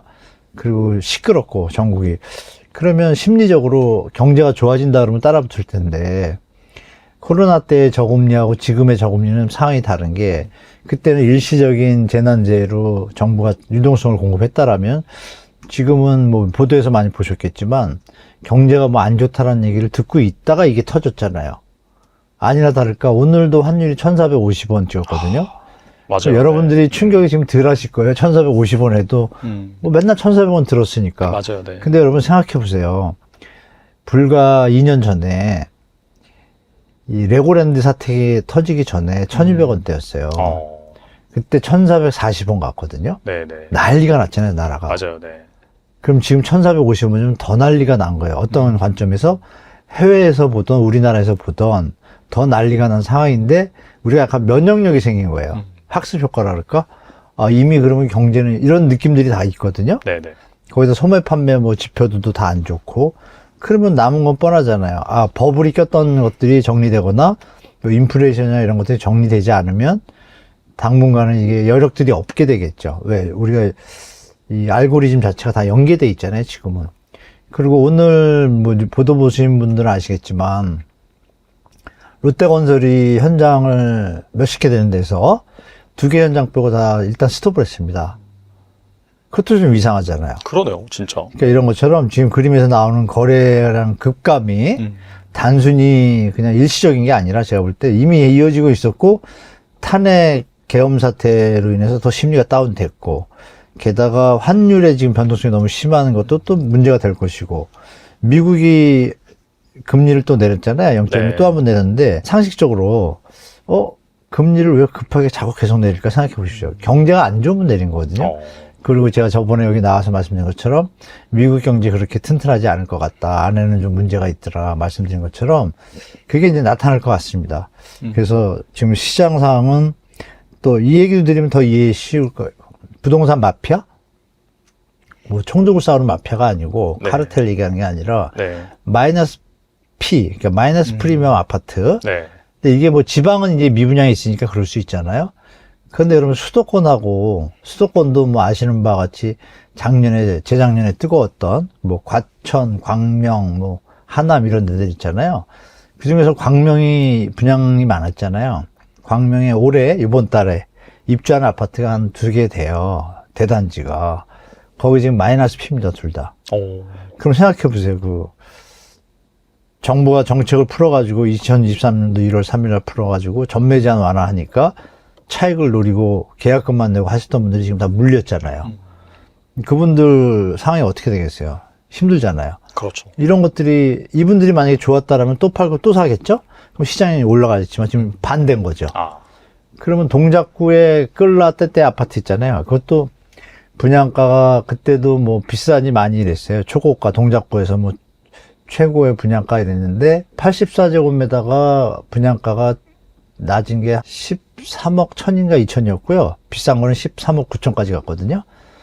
근데 지금 최근에 하나가 거래가 됐어요. 5월 달에 입주했어요.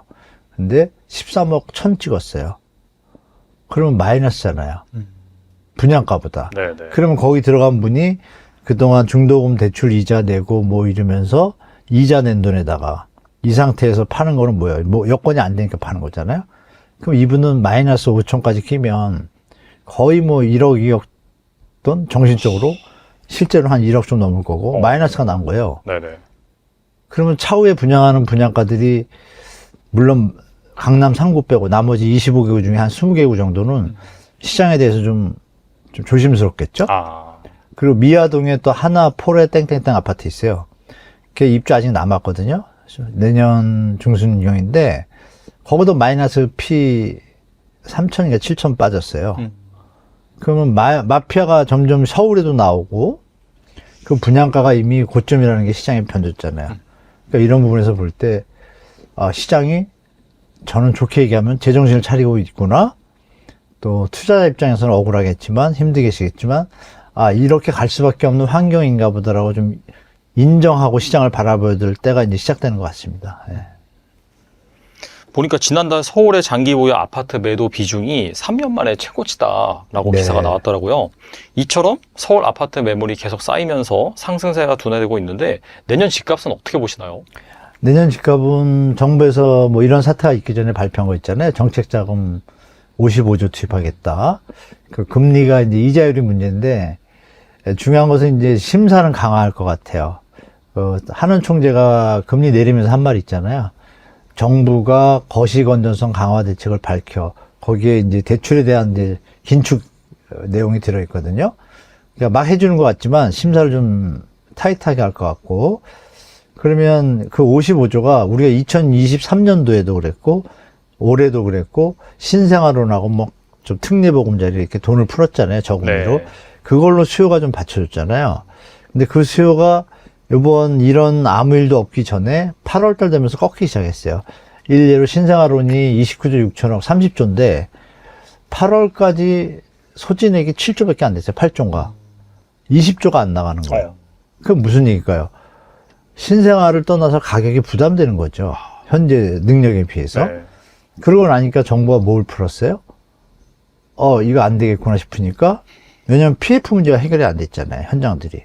그러면 이 기운이 급하게 내려가면 시장이 죽으니까, 정부에서는 뭐 할 수밖에 없는 입장이니까, 이 생애지출자들 또 금리를 갑자기 소리 없이 막 1%대로 낮춰버렸잖아요. 원래 한 3, 4%, 5% 해야 정상인데, 근데 그 수요가 이제 지금 붙어가지고 조금 실수요자들이 9억 이하 주택 거래 비중이 6, 7, 8, 9월에 많이 늘었어요. 그러면서 거래량이 좀 받쳐줬거든요. 중요한 건 그분들도 이제 끝물인 거죠. 끝물인 상태에서 꺾기 시작한 거예요.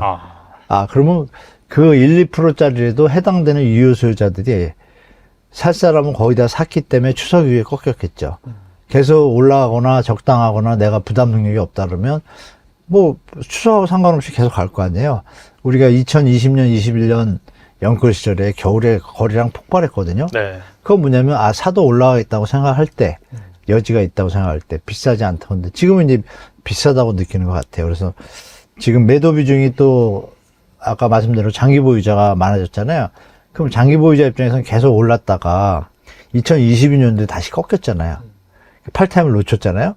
그러니까 23년도에 보니까 막 회복을 제대로 못했어요. 한 최고점에 80%밖에 안 됐잖아요. 평균적으로. 서울도 그랬단 말이에요. 요번에 이제 몇 개 단지가 신고가를 치면서 돌파를 했지만 25개국을 따지면 뭐 25개국에 한 6개면 한 70%는 계속 다운된 상태잖아요. 그러니까 이분들이 그나마 이게 올라와 준 거잖아요. 올라와 준 거에 대해서 분위기를 보니까 이거 더 가져가다가는 이 값도 안 될 수도 있겠다라는데 트럼프가 또 당선이 됐잖아요. 네, 맞아요. 그러니까 트럼프 당선이 되면 저번에 한번 보여드린지 몰라도 트럼프가 우리 시청자분들 위해서 이게 다시 한번 말씀드려도 좋을 것 같은데 트럼프가 대통령 시절에 대한민국의 그 수출액은 급감합니다. 여기 보시면 트럼프 집권 시기 한국 경제 부정적이라고 제가 표현했는데요. 네. 여기 보시는 바와 같이 주황색이 트럼프 시절이에요. 100억대입니다, 100억. 흑자액이. 빨간 선은 이제 수출액이고, 파란 선은 이제 수입액인데요. 네. 그럼 차이가 이제 흑자액이잖아요. 그럼 오바마 시절에는 250억 불, 260억 불, 요 앞엔 또 300억 불도 있었어요. 근데 트럼프가 되자마자 4년 동안 100억 불대로 다 반쪽 나요. 그리고 요번에 이제 최고 444억 치고, 요번 달도 아마 450억 넘을 것 같은데, 흑자가. 잘하면 500억 가는데, 트럼프가 또 얘기했잖아요.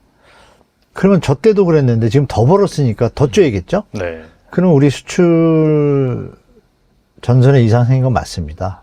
맞는데, 그러니까 이 부분이 우리 시장에서 주택 시장에 있는 참여자들 입장에서 경제가 좋아지지 않겠구나라고 판단할 수 있잖아요. 그러니까 들고 있는 분들이 팔기 시작하는 거예요. 이 정도면 차익이 남았다. 그전에는 그러니까 500원 남았으면 최고점이 갑자기 시장이 조정되면서 300원을 주니까 팔기 싫잖아요. 근데 지금 400원 정도 됐단 말이에요. 더 올라가길 기다리고 있다가 보니까 갑자기 옆에서 뭐 일들이 터진단 말이에요. 뭐 건설회사 이상하다 그러지, 또 뭐 자영업자 뭐 상태가 안 좋다 그러지, 카드 연출 올라간다 이런 얘기를 막 들으니까 그냥 이 정도면 팔아야지라고 생각이 들 수 있잖아요. 그래서 이제 장기 보유한 분들이 많은 분들이 이걸 팔고 있는 거죠. 그 현상은 미래에 대해서, 시장에 대해서 긍정적으로 보기보다는 조정장이 올 거라고 판단하는 분들이 많다는 얘기겠죠. 근데 그거에 맞춰서 시장에 대응하시는 게 좋을 것 같아요. 예. 그리고 만약에 내년이 정권의 교체가 네. 된다면은 2025년 5월부터 뭔가 변화가 있을 것이다라고 말씀하셨는데 과연 어떤 방향으로의 변화고 시장과 집값에는 어떤 영향을 미칠까요? 기억하시겠지만 왜 정책 방향에는 뭐 네 가지가 있잖아요. 공급 정책이 있고, 네. 대출 금리 정책이 있고, 거래 규제 정책이 있고, 세제 정책 이렇게 네 파트로 크게 나누는데 세제는 너무 많이 풀었으니까 아마 다주택자에 만약에 야당이 된다 그러면 네. 다주택자에 감세했던 부분을 좀 다시 원복시킬 수 있고 다시 원위치로. 네. 그러면 일단 이 공급에서는 지금 둘 다 우리 대통령 되기 전에 정부 들어오면서 270만 원이겠잖아요. 지금 택도 없잖아요. 공급이 없잖아요. 그렇죠. 네. 근데 아시겠지만 전 정부에서 공공택지 만들어놨잖아요. 120만 호 정도. 그 물량 중에 뭐 10분의 1도 지금 분양 안 했거든요. 제가 볼 때. 그러면 작년에 저번에도 말씀드렸지만 주택산업연구원장이던 땡땡 원장님께서 작년 크리스마스 때 이런 얘기를 합니다. 건설회사, 우리 주택산업연구원 회원사가 건설사거든요. 건설사들은 준비가 다 돼 있다. 정부가 인허가만 내주면 공공택지에 대해서 네. 바로 공급한다. 아. 그게 뭐예요? 건설회사 일거리가 줄기 시작했다는 얘기죠. 그럼 지금 더 줄었잖아요. 그러면 그래서 공공택지를 해줘야겠는데 미분양 아파트 부분들이 해결이 안 됐잖아요. 그래서 지금 뭐라 그럴까요? 양수겹장으로 치였다 그럴까? 샌드위치처럼 정부가 정책할 수 있는 역량이 별로 없는데 그럼에도 불구하고 둘 다 망할 수는 없으니까 그럼 건설사가 유동성이라도 확보하게 도와줘야 되잖아요. 그럼 공공택지를 분양해야 될 거 아니에요. 그러면 그건 정책 명문상 전혀 문제가 없잖아요. 270만 원도 있었고. 그럼 예측할 게 공공택지 분양이 늘어날 수 있겠구나. 이 현 정부가 계속 이어진다고 가정해도 늘어날 판이었는데 다음 만약에 야당이 된다 그러면 야당이 만든 공공택지잖아요. 전 정부니까. 그렇죠. 네. 그러니까 역으로 명분도 있잖아요. 이번 정부는 공공주택을 분양을 안 하더라. 우린 신속하게 하겠다. 근데 이번 정부도 올 연말에 빨리 하겠다고 얘기는 했단 말이에요. 호수가 적었잖아요. 그러니까 공급이 이제 좀 대체제죠. 그리고 이번 정부에서 풀어준 그린벨트에 대해서도 좀 공격적으로 나갈 수도 있겠죠. 왜? 주택 가격을 안정시키려면. 왜냐하면 주택 가격이 안정이 돼야 경제가 살아날 수 있다라는 시나리오를 이제 다 알잖아요. 부동산이 너무 경제의 어떤 알고리즘을 좀 갉아먹고 있잖아요. 네. 그런 부분을 다 알고 있으니까 내년 정책에서는 공급에 대해서 갈 거고 대출 정책은 이제 유동적이에요. 왜냐하면 쪼이니까 시장이 바로 죽잖아요. 네. 그것도 뭐 세게 쪼인 것도 아니거든요. 살짝 쪼였단 말이에요. 근데 시청자분들이 아쉽게 연말 이제 얼마 안 남았어요. 스트레스 DSR 발표하거든요. 그게 1.5% 가상금리를 할지 2%를 할지 모르겠어요. 그러면 9월부터는 100% 적용이잖아요. 그럼 물론 거기서 또 이제 뭐 금융위가 이제 그런 플레이를 좀 많이 하는데 부동산 뭐 안정화하는 척하면서 펌핑 띄우는 부서가 금융위예요. 아. 대출 오늘도 아마 살짝 풀었잖아요. 그 이제 뭐 유주택 전세 대출까지 다시 좀 들먹이고 그러면 그걸 왜 나올까요? 그러니까 그 부분에 대해서 만약에 정권이 바뀌면 그 부분을 과연 유지할 것인가 저는 아니라고 보거든요. 그러면은 아님에도 불구하고 너무 급하게 시장에 충격이 있으면 조금 풀어주겠지만 일단은 쪼이는 쪽으로 갈 것 같아요. 여기서 더 이상 주택 가격이 펌핑되거나 이러면 정말 경제 이거 피해갈 길이 없거든요. 그런 부분에서 내년 집값은 어떤 정책적인 면에서 볼 때 주택 가격이 더 오르는 거를 용인을 하지는 절대 않는다. 스탠스를 유지하면서 제일 바라는 건 천천히 내려가는 것을 바랄 텐데 지금 우리의 대내적이나 대외적으로 환경이 녹록지가 않다. 그 예상치 못한 곳에서 충격이 있으면 분명히 저는 뭐 좀 세게 조정장에 올 수도 있다고 좀 보고 있습니다. 아. 예. 보니까 이제 타 채널에서 보유세, 양도세, 거래세에도 몇 년 안에 변화가 생길 것이라고 네, 네, 말씀하셨는데, 그렇게 보면, 네. 그렇죠. 부자 감세를 절대로 허락하지 않겠다는 야당이 만약에 집권을 하게 되면은 고가 주택에 대한 상속세를 높이는 등 이 부동산 세금 세제에도 좀 변화가 있을까요? 일단 야당이 정권을 잡던 여러분들이 아시게 야당이 되든 여당이 되든 야당은 집값을 규제하는 정책으로 이제 보시는 경향인데 냉정하게 보셔야 돼요. 네. 야당이든 여당이든 집값이 너무 오르면 규제를 쓰는 거고 아. 내려가면 부양을 씁니다. 근데 아. 공교롭게 요 최근에 정권에서 민주당이죠. 민주당이 잡았을 때 집값이 오를 시기니까 규제를 쓴 거고 네. 거꾸로 노태우 정부 때도 규제책 썼단 말이에요. 보수당이단 말이에요. 네. 그렇죠. 그러니까 환경에 따라 다른데 아. 지금은 이제 전 정부에서 집값이 많이 오를 때 규제책을 막 썼는데 지금 상황을 보니까 부동산에 많은 것들이 지금 올가매져 있잖아요. 연쇄적인 반응에 그런 것들에 대해서 체크를 해봐야 되니까 예전처럼 무작위적으로 규제를 할 수도 없습니다. 건설회사가 어떤 유동성 확보하고 그 좋은 현장과 안 좋은 현장 구별하고 이런 시간들이 필요하니까 스텝 바이 스텝으로 갈 것 같아요.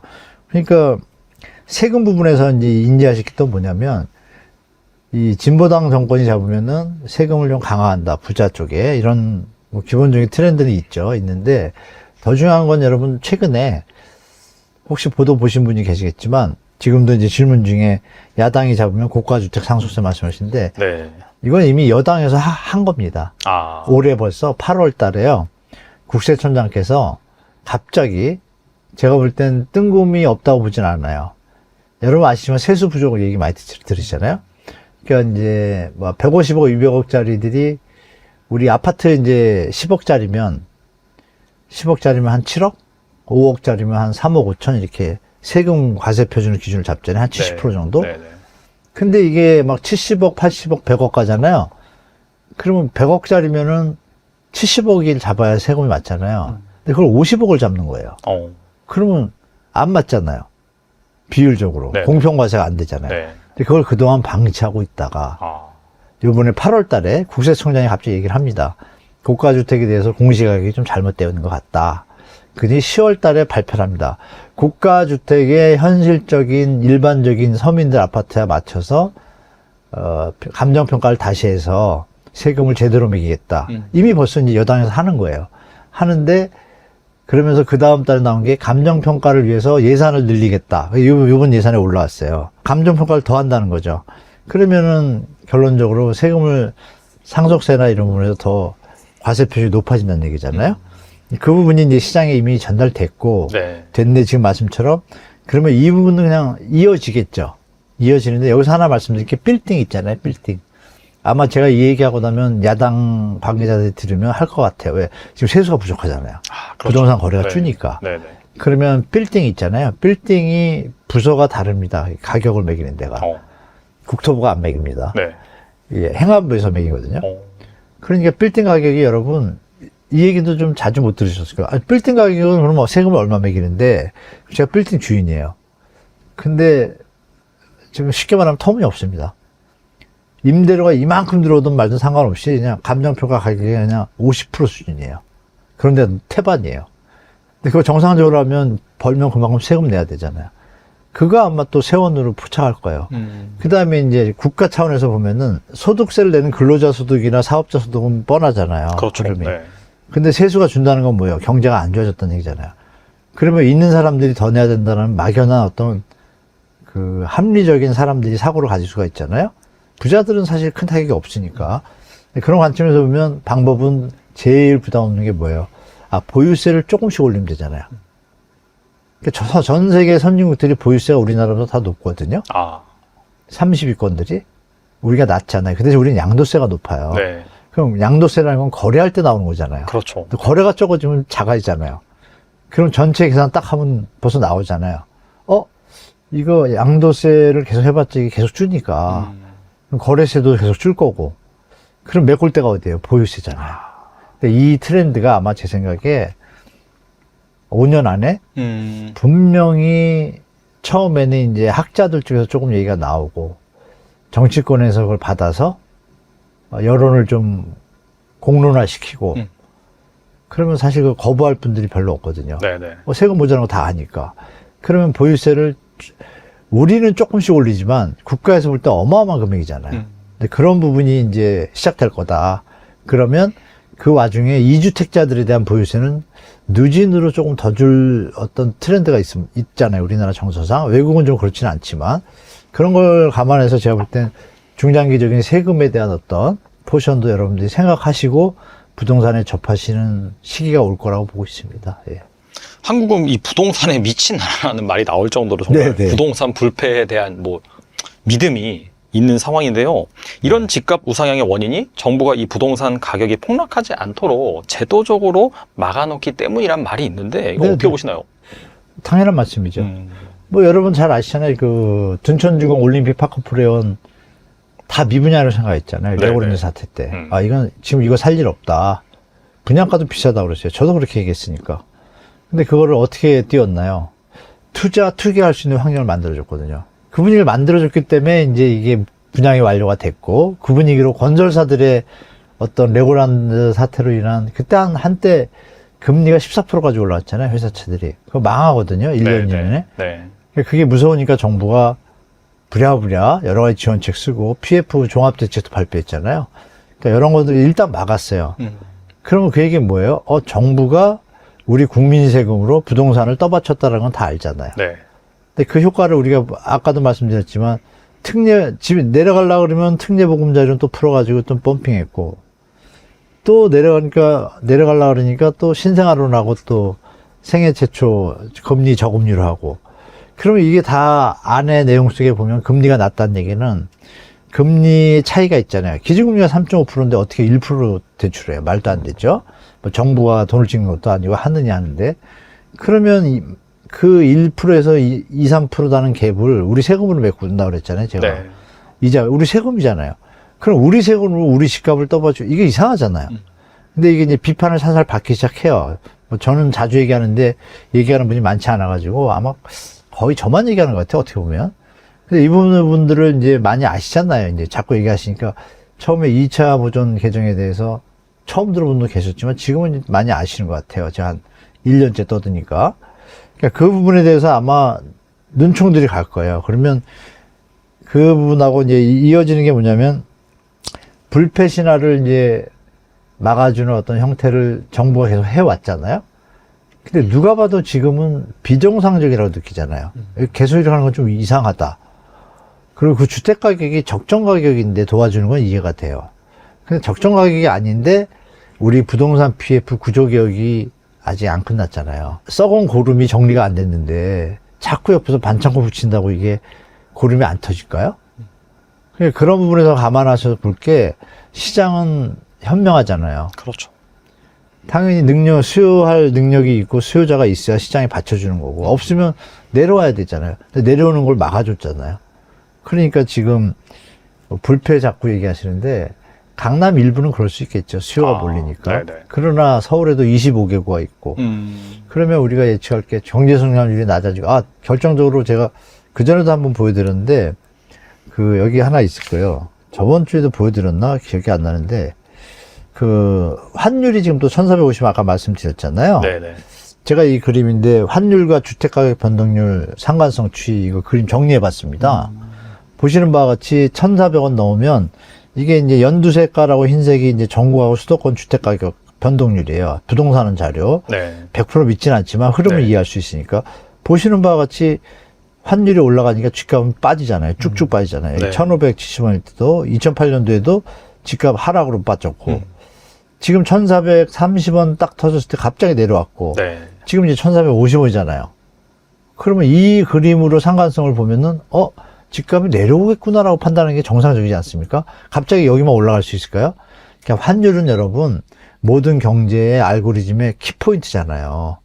경제 체력이 우리가 약해진 거고 우리의 가치가 약해진 거니까 그럼 경제 부담은 시장으로 넘어가고 내수 둔화와 고용 감소로 또 이어지잖아요.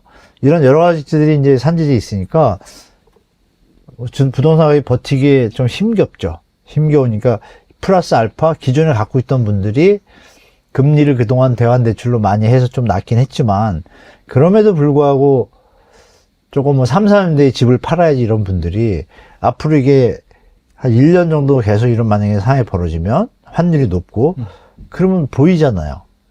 내가 이걸 무리하게 이자를 내면서 갖고 왔을 때 마지막 끝에 집값하고 차라리 지금 정리하고 나중에 내려왔을 때 사는 거하고 비교를 하게 되잖아요.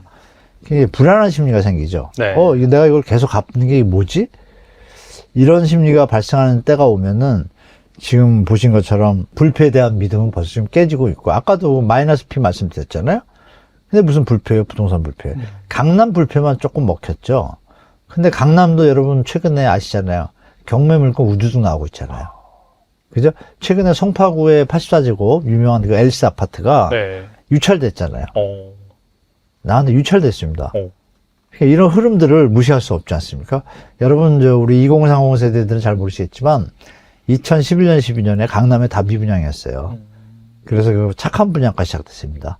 조합원들이 먼저, 이제 좀 많이 아실 거예요.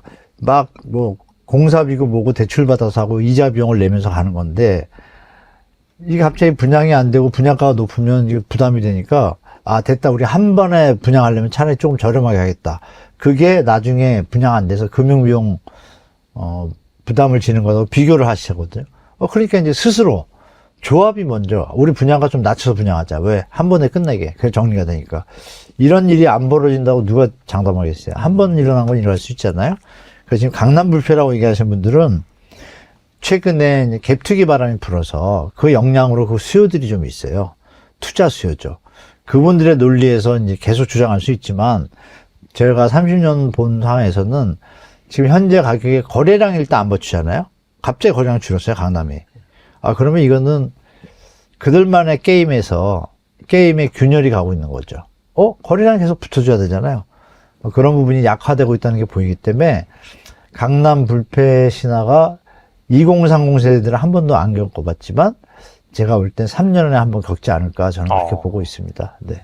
그리고 이 원래 1기 신도시의 재건축 사업 이게 이제 뭐 여야당 합의해서 잘 네네. 진행되라 했는데 이 탄핵 폭풍으로 이게 잘 추진되지 않을 수도 있다라는 그런 네. 우려가 나오고 있어요.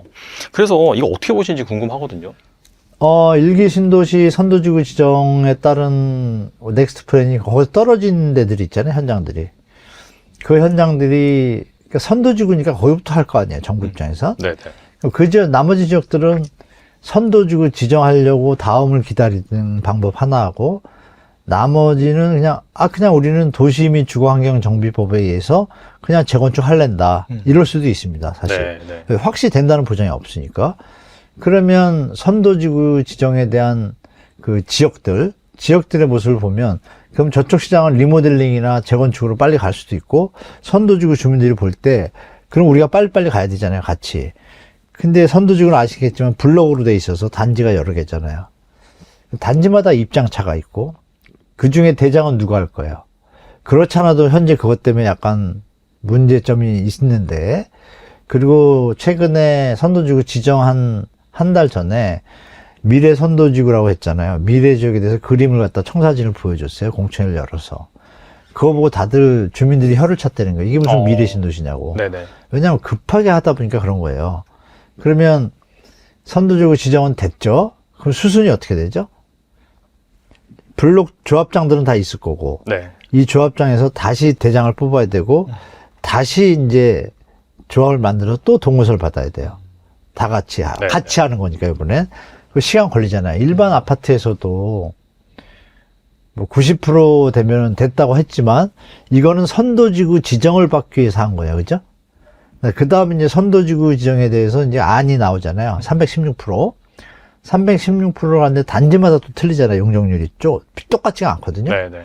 그럼 가격을 산정할 때, 아니, 왜 너희 아파트가 더 가격이 나가냐, 우리가 더 나가냐, 이런 또 트러블 문제가 있죠.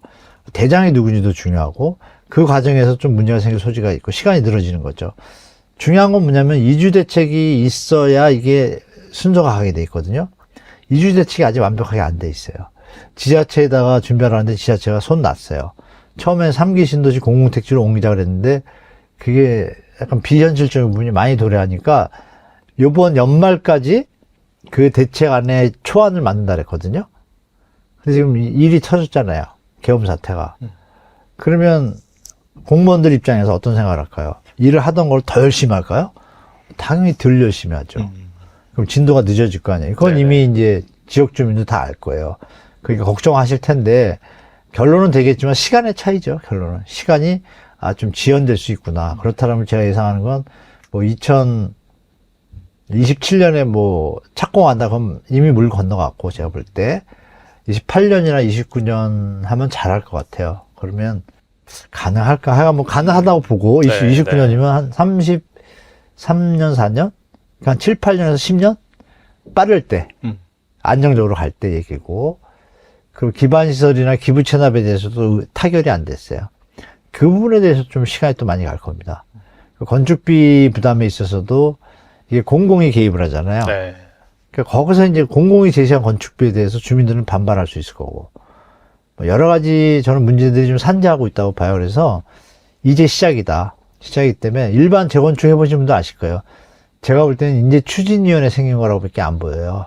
그러니까 지정만 했지, 정비구역 지정하고 추진위원회 승인받는 초입 단계이기 때문에 빨리 입주한다 이런 어떤 기대감보다는요, 이건 좀 장기전으로 갈 수 있겠구나라고 판단하셔야 되고, 중요한 건 바뀌지는 않습니다. 이미 지정을 해버렸기 때문에 이거 여야가 합의한 거잖아요. 네. 바뀌지는 않고 추가 지정 얘기하잖아요. 그것도 아마 제가 볼 땐 난망합니다. 왜냐하면 추가 지정을 하게 되면 이주 대책이 2배가 늘어나잖아요. 지금 이것도 정리가 안 됐는데 또 지정을 어떻게 해요, 그죠? 약간 방목할 수밖에 없다. 지자체 입장이든 국토부 입장이든 1차 선도주거에 대해서만 하기도 바빠 죽겠는데 네. 나머지 아파트, 그러면 이제 또 볼멘 소리가 나오겠죠? 뭐 이런 부분들이 좀 상존합니다. 그래서 다 되면 좋은데 다 될 수 없는 구조고 선도지구만 할 수밖에 없는데 선도지구가 특별 대우 받는 것처럼 되잖아요. 그러면 다른 단지들이 계속 요구할 때 어떻게 할 거예요? 거부할 명분이 좀 약해져. 또 여러 가지 문제들이 좀 산재에 있어서 한 3, 4년은 좀 두고 봐야 되겠다는 게 제 개인적인 생각입니다. 그래서 여기 지금 많이 올랐는데 가격이 그러면 투자의 개념에서는 조금 진짜 10년 생각하고 하셔야 되고 뭐 이거 해가지고 분양받을 때 단타 이런 생각 절대 하시면 안 되고 그리고 가지고 계신 분들 중에 또 여력이 뭐 대출이 좀 많거나 이번에 투자 그런 것 때문에 작년 재작년 사신 분들 계실 거예요. 어쩌다 뭐 2개 살 수도 있잖아요. 그런 분들은 지금 장기간 되면 힘들거든요. 지금 냉정하게 판단하셔가지고 욕심내지 마시고 접하시는 게 현명할 거라고 좀 말씀드리겠습니다. 그리고 임대차법 개정안도 말이 많더라고요. 이 법이 통과되면은 감랑 집값은 더 오르고 약간 소외된 입지가 안 좋은 이쪽은 더 떨어질 수 있다. 양극화가 극심해질 수 있다. 이런 지적이 있는데 교수님께서 어떻게 보시나요? 그건 뭐 해봐야 알겠지만요. 일단 강남 집값이 비싼데 무리하게 대출받아서 사시는 분도 계시겠지만 강전파라고 했잖아요. 강남 전세파. 네. 그러니까 보통 형태들을 보면 강남엔 2가지 수요, 3가지 수요가 있습니다. 강남에 거주할 만한 정도의 소득이 있는 사람들, 뭐 이어서 살고 있는 분들, 그리고 좀 무리해서 들어가서 강남에서 한 애기들 초등학교에서 고등학교 마칠 때까지만. 뭐 대치동이라든지 그쪽. 네네. 살다가 애들이 대학 가면 어디 갈지 모르잖아요. 그러면 만약에 서울대다, 그럼 멀잖아요. 네. 좀 뭐 멀지는 않지만 또 뭐 저쪽 대학교들이 강북 쪽에 좀 꽤 많이 있잖아요. 네. 그럼 그쪽으로 이전하는 수요가 꽤 있습니다. 그러니까 그 텀이 좀 짧죠. 네. 그리고 이제 투자 수요. 이 세 분야가 있는데 지금 학생 수가 줄고 있잖아요. 그러니까 그런 부분에서 학생 수가 조금씩 주는 게 우리가 가랑비에 옷 젖듯이 지금 강남 대치동 전세 가격이 폭등한다는 얘기 못 들었잖아요. 그런 것처럼 만약에 이 법이 통과된다고 가정을 하면 전세로 살아도 크게 문제가 없다는 판단을 사람들이 할 겁니다. 왜냐하면 무제한 연장이라는 개념에서 좀 무리하긴 하지만 그러면 아마 제가 볼 때 조정받아서 뭐 학교 다니는 6년, 중학교, 고등학교 6년 이 정도로 뭐 타협될 수도 있는 거고 그러니까 현재 이걸 낸 당도 너무 급진적으로 이렇게 풀로 할 게 아니라 6년 정도면 좀 순환이 되잖아요. 그죠? 뭐 이런 개념에서 한다는 건데 6년이면 또 주거의 안정성이 어느 정도 확보되니까 주택가격 안정에 저는 100% 저는 도움이 된다고 보지 이게 주택가격을 올린다 일시적으로 올릴 수 있어요. 올릴 수 있는데 지금 다 전세대출이잖아요. 전세대출을 갑자기 또 7억 8억을 올린다? 이건 국가에 좀 부담되잖아요. 지금 그렇잖아도 허구가 지금 보증보험이 돈이 없어가지고 사고 나고 그러는데 그러니까 여러 가지가 좀 문제가 복잡하니까 결론은 좀 줄여서 좀 주거 안정성을 확보하는 차원으로 간다고 가정하고 물가 상승률에 상승하는 정도 그냥 5% 딱 끊는 게 아니라 주인들도 손해보면 안 되잖아요. 물가 상승률이 뭐 10%다 그러면 거기에 맞춰서 그 정도 그 정도는 또 수요자들이 감당할 수 있거든요. 그러면 생각보다 전세시장이 또 안정될 수 있어요. 전세시장이 안정된다는 건 또 월세시장도 안정되는 거거든요. 가격이 좀 예측 가능하니까.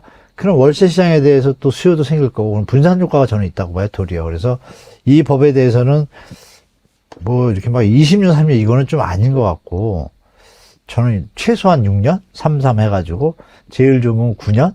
그리고 장기 보유자들의 공통된 패턴이 7년에서 9년이잖아요. 들고 있는 분들이. 그거에 맞춰보면은, 6년에서 9년 정도로 하는 게 제일 안정적이지 않나, 뭐 이런 게 개인적인 생각인데, 이게 100% 이 상태로 통과되기는 쉽지 않다고 저는 개인적으로 봐요. 그래서, 그러면 하여간 이렇게 됐을 때, 현재도 주택가격 4년 2+2 돼가지고 보시면, 막 오르는 것 같지만, 그 당시에 올랐지만, 어느 정도 밴드에서 움직이잖아요. 사실상 엄밀히 보면 지금 막 올라갔다 그러지만 지금 전세가 비율이 서울이 54%밖에 안 되거든요. 물론 매매가가 너무 올라서 그런 것도 있는데 여기서 막 60, 70% 하기가 힘들잖아요. 그러니까 이 상태에서 유지가 되는 게 제일 안정적이지 않습니까?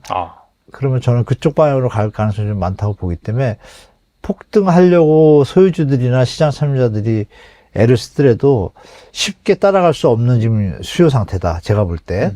왜냐하면 전세 대출 받아서 하는 것도 부담돼가지고 반전세 많이 하시잖아요. 그게 이제 현황을 보여주는 거니까 여기서 더 부담 가능하지 못한 수준으로 뛴다? 그건 저는 역풍 불을 것 같아요. 그런 부분이 좋긴 좋은 정책인데 약간 현실에 맞게 수정된 형태로 통과될 가능성이 있다. 좀 그렇게 좀 예측하고 있습니다. 네. 대출 규제를 포함한 내년 부동산 정책이 아무래도 좀 불확실성이 크죠. 뭐 정권 네. 교체 이슈도 있을 수도 있고요. 네. 지금이라도 이 내 집 마련에 나서야 되나 고민하고 있는 무주택자가 있다라고 한다면은 이런 분들은 어떻게 하는 게 좋을까요? 지금이라도 내 집 마련을 하고 싶은 분들은 뭐냐면 아기들이 어려가지고 전세 자꾸 이사 다니기 힘드시니까 학교 안정성을 위해 가지고 조금 뭐 부담을 하더라도 그래서 중학교, 고등학교는 여기서 맞춰야겠다. 이런 분들이 이제 주로 이제 꼭 마련할 분들이잖아요. 두 번째가 이제 신혼부부들이고. 네. 다른 부분들은 이제 여유가 있죠. 좀 관망할 수도 있고.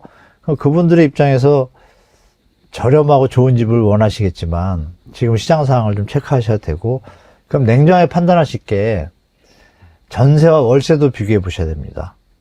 월세 가격이 전세에 준해서 전월세 전환율이 생기는데, 그러면 전세로 들어갔을 때는 우리가 예금에 들었을 때 이자는 나오잖아요.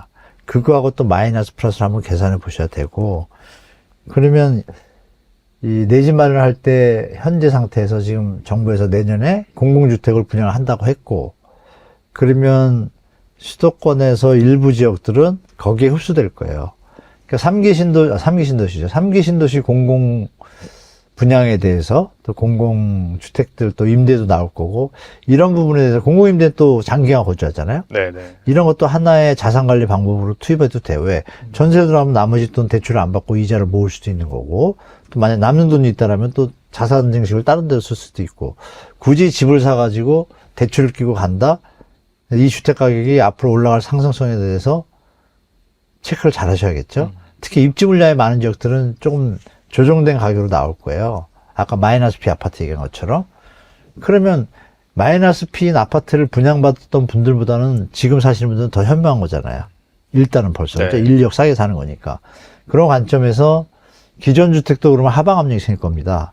그러면 일단은 3기 신도시 공공택지에 좀 접근하시고, 또 무서워하지 마시고 경매 분야 있잖아요. 뭐 예전에도 한번 말씀드렸지만, 경매 본인이 하기에는 좀 버겁지만 지역에 뭐 학교 문제나 이런 걸로 지역에서 좀 거주하겠다 이런 분들은 경매 매수인 대리 제도가 있는데, 그 공인중개사분들이 시험 봐서 붙거든요. 그분들이 그 지역에서 뭐 15년 이상 근무를 하셨다. 그럼 그분들은 훤하잖아요. 그리고 경매 물건이 투자자들이 이렇게 하는 경우도 있지만, 진짜 내 집 마련을 위해서 하는 분들은 이분 입장에서 도와주고 싶지 않을까요? 네. 그분들을 통해서 경매도 접근하실 필요가 있다. 왜? 물건이 내년에 경매 물건이 많이 나올 겁니다. 그 부분을 같이 좀 접근하시고, 기존 주택은 신축 대단지를 가고 싶겠지만, 네. 요즘은 리모델링 기술도 발전됐잖아요. 뭐 10년 넘으면 좀 뭐 퇴물 취급하는데, 미국에서는 100년 가야 이제 오래됐다고 얘기합니다. 50년 정도까지는 껐다가 없거든요. 다만 우리나라가 급하게 발전하다 보니까 20년 전 아파트는 약간 구조가 요즘 트렌드랑 안 맞지만 10년 전 거전만 해도 지금이랑 맞아요.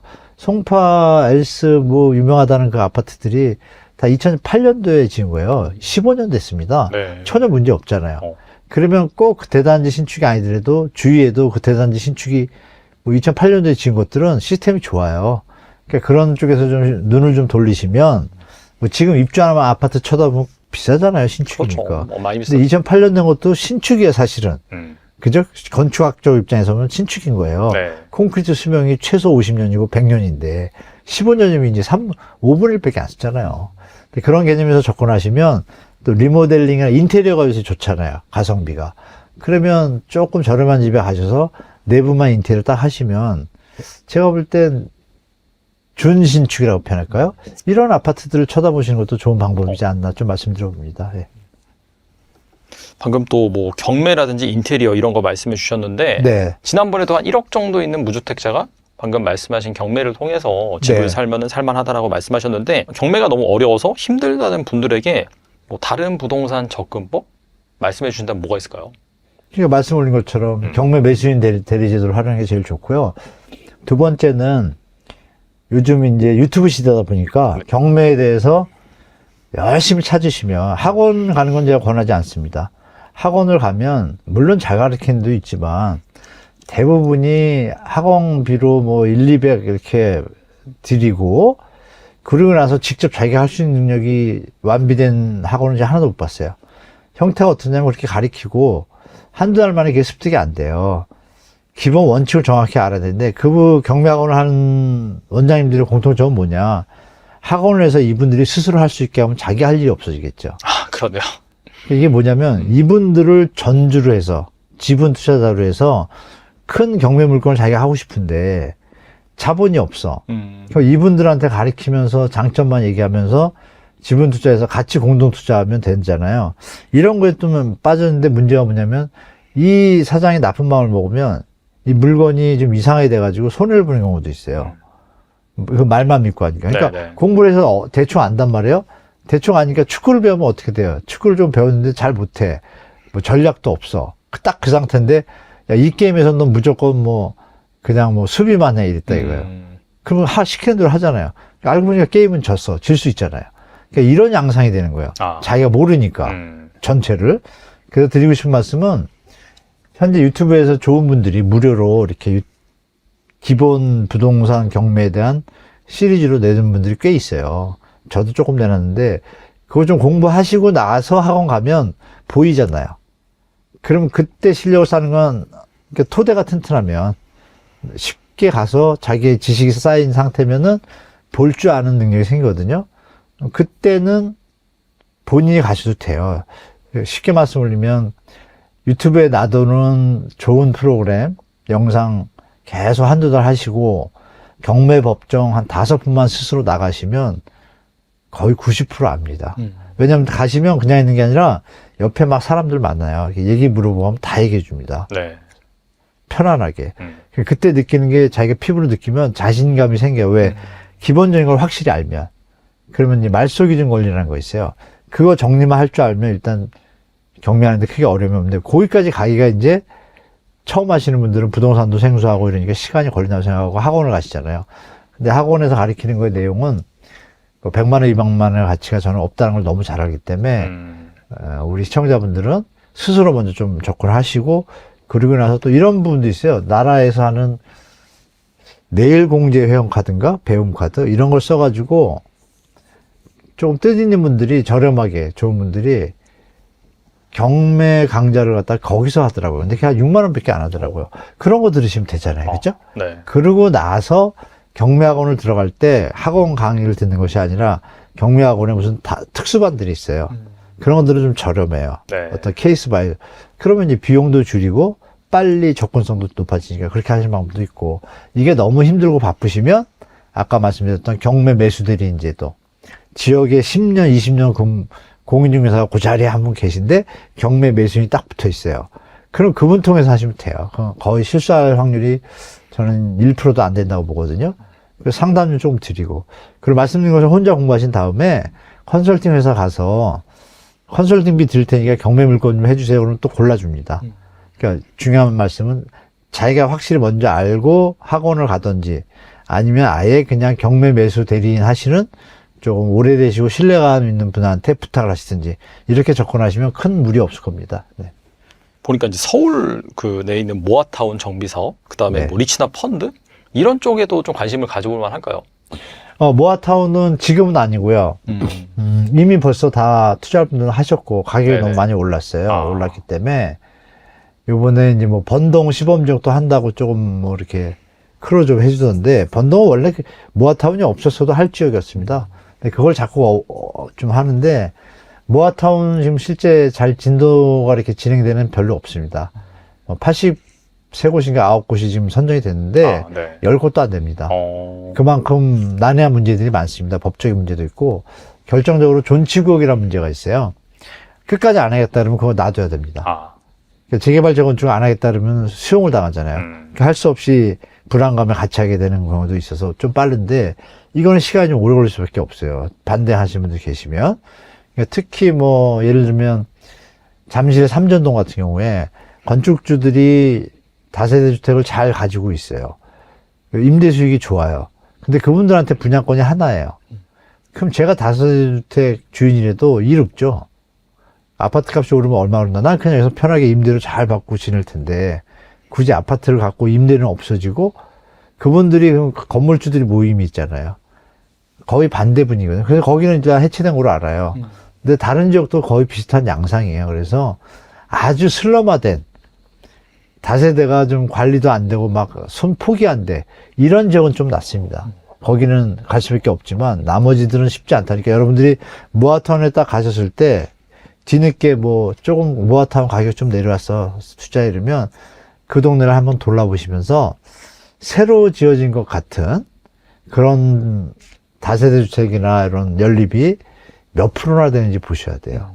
그게 한 20, 30% 된다. 이러면 정말 어렵습니다. 아, 근데 거의 그러니까 다 쓸어간 집들이 80, 90% 될 때 이런 현상은 괜찮아요. 그렇게 말씀드릴 테니까. 그리고 지금 많이 올랐으니까요. 막 펌핑해서. 근데 지금 이제 조정받기 직전인데 조정받는 것도 있고요. 조정받기 직전인데 지금 버티고 있는데 요새 상황이 이렇잖아요. 그러니까 내년에 아마 모아타운에서 가격이 좀 조정이 있을 거예요. 지정된 지들. 네, 네.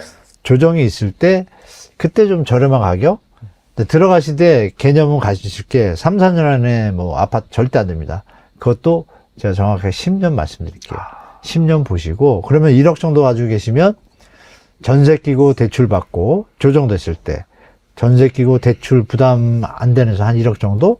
그럼 2억 하면 4억 정도 거는 빌라는 살 수 있잖아요. 그거 갖고 10년 기다리면 그건 빚을 볼 수가 있어요. 그렇게 접근하시면 뭐 저는 좀 모아타운도 또 투자성은 그런 면에서 있다. 다만 조정이 됐을 때 들어가라. 그렇게 좀 말씀드리겠습니다. 이번에 그 어스 얼라이언스와 함께 이 부동산 대전망 세미나를 준비 네, 주시잖아요. 네, 맞습니다. 이거 사람들이 관심이 상당히 많을 것 같은데 어떤 분들이 들을 수 있는 건가요? 네. 제가 저번에도 한번 말씀드렸지만 요즘 뭐 부동산 강의가 많아졌잖아요. 근데 가격들이 너무 비싸다 보니까, 제 딴에 조금만 미천한 지식이지만 좀 많은 좋은 내용들을 최대한 담아서 좀 저렴한 가격에 하는 뭐 자산 클래스 강좌를 열었습니다. 네. 그래서 그분들이 이제, 좀 초청 대상되는 분들이죠. 그래서 그분들한테 세미나를 제가 1월 중순인가 20일경에 하거든요. 그분들한테 대상해서 그런 분들이 이제 초청돼서 이제 들으실 수 있죠. 예. 네, 혼란스러운 부동산 시장. 또 교수님 말씀 들어보니까 지금 섣불리 절대 이제 매수를 하면 안 되고 내가 정말 주거 지역으로 살 만한 네. 집인지 그리고 매물도 잘 골라야 되는 그런 상황인데 그런 차원에서 또 2025년 이 부동산 대전망 세미나를 한번 꼭 참석해 보시고요. 참석한 요건 같은 경우에 충분히 말씀해 주셨기 때문에 그 요건에 해당되신다면 꼭 한번 들어보시면 정말 2025년 좋은 그런 기회를 잡을 수 있을 거라고 생각이 됩니다. 네, 지금까지 한문도 교수님 나와주셔서 감사합니다. 네, 고맙습니다.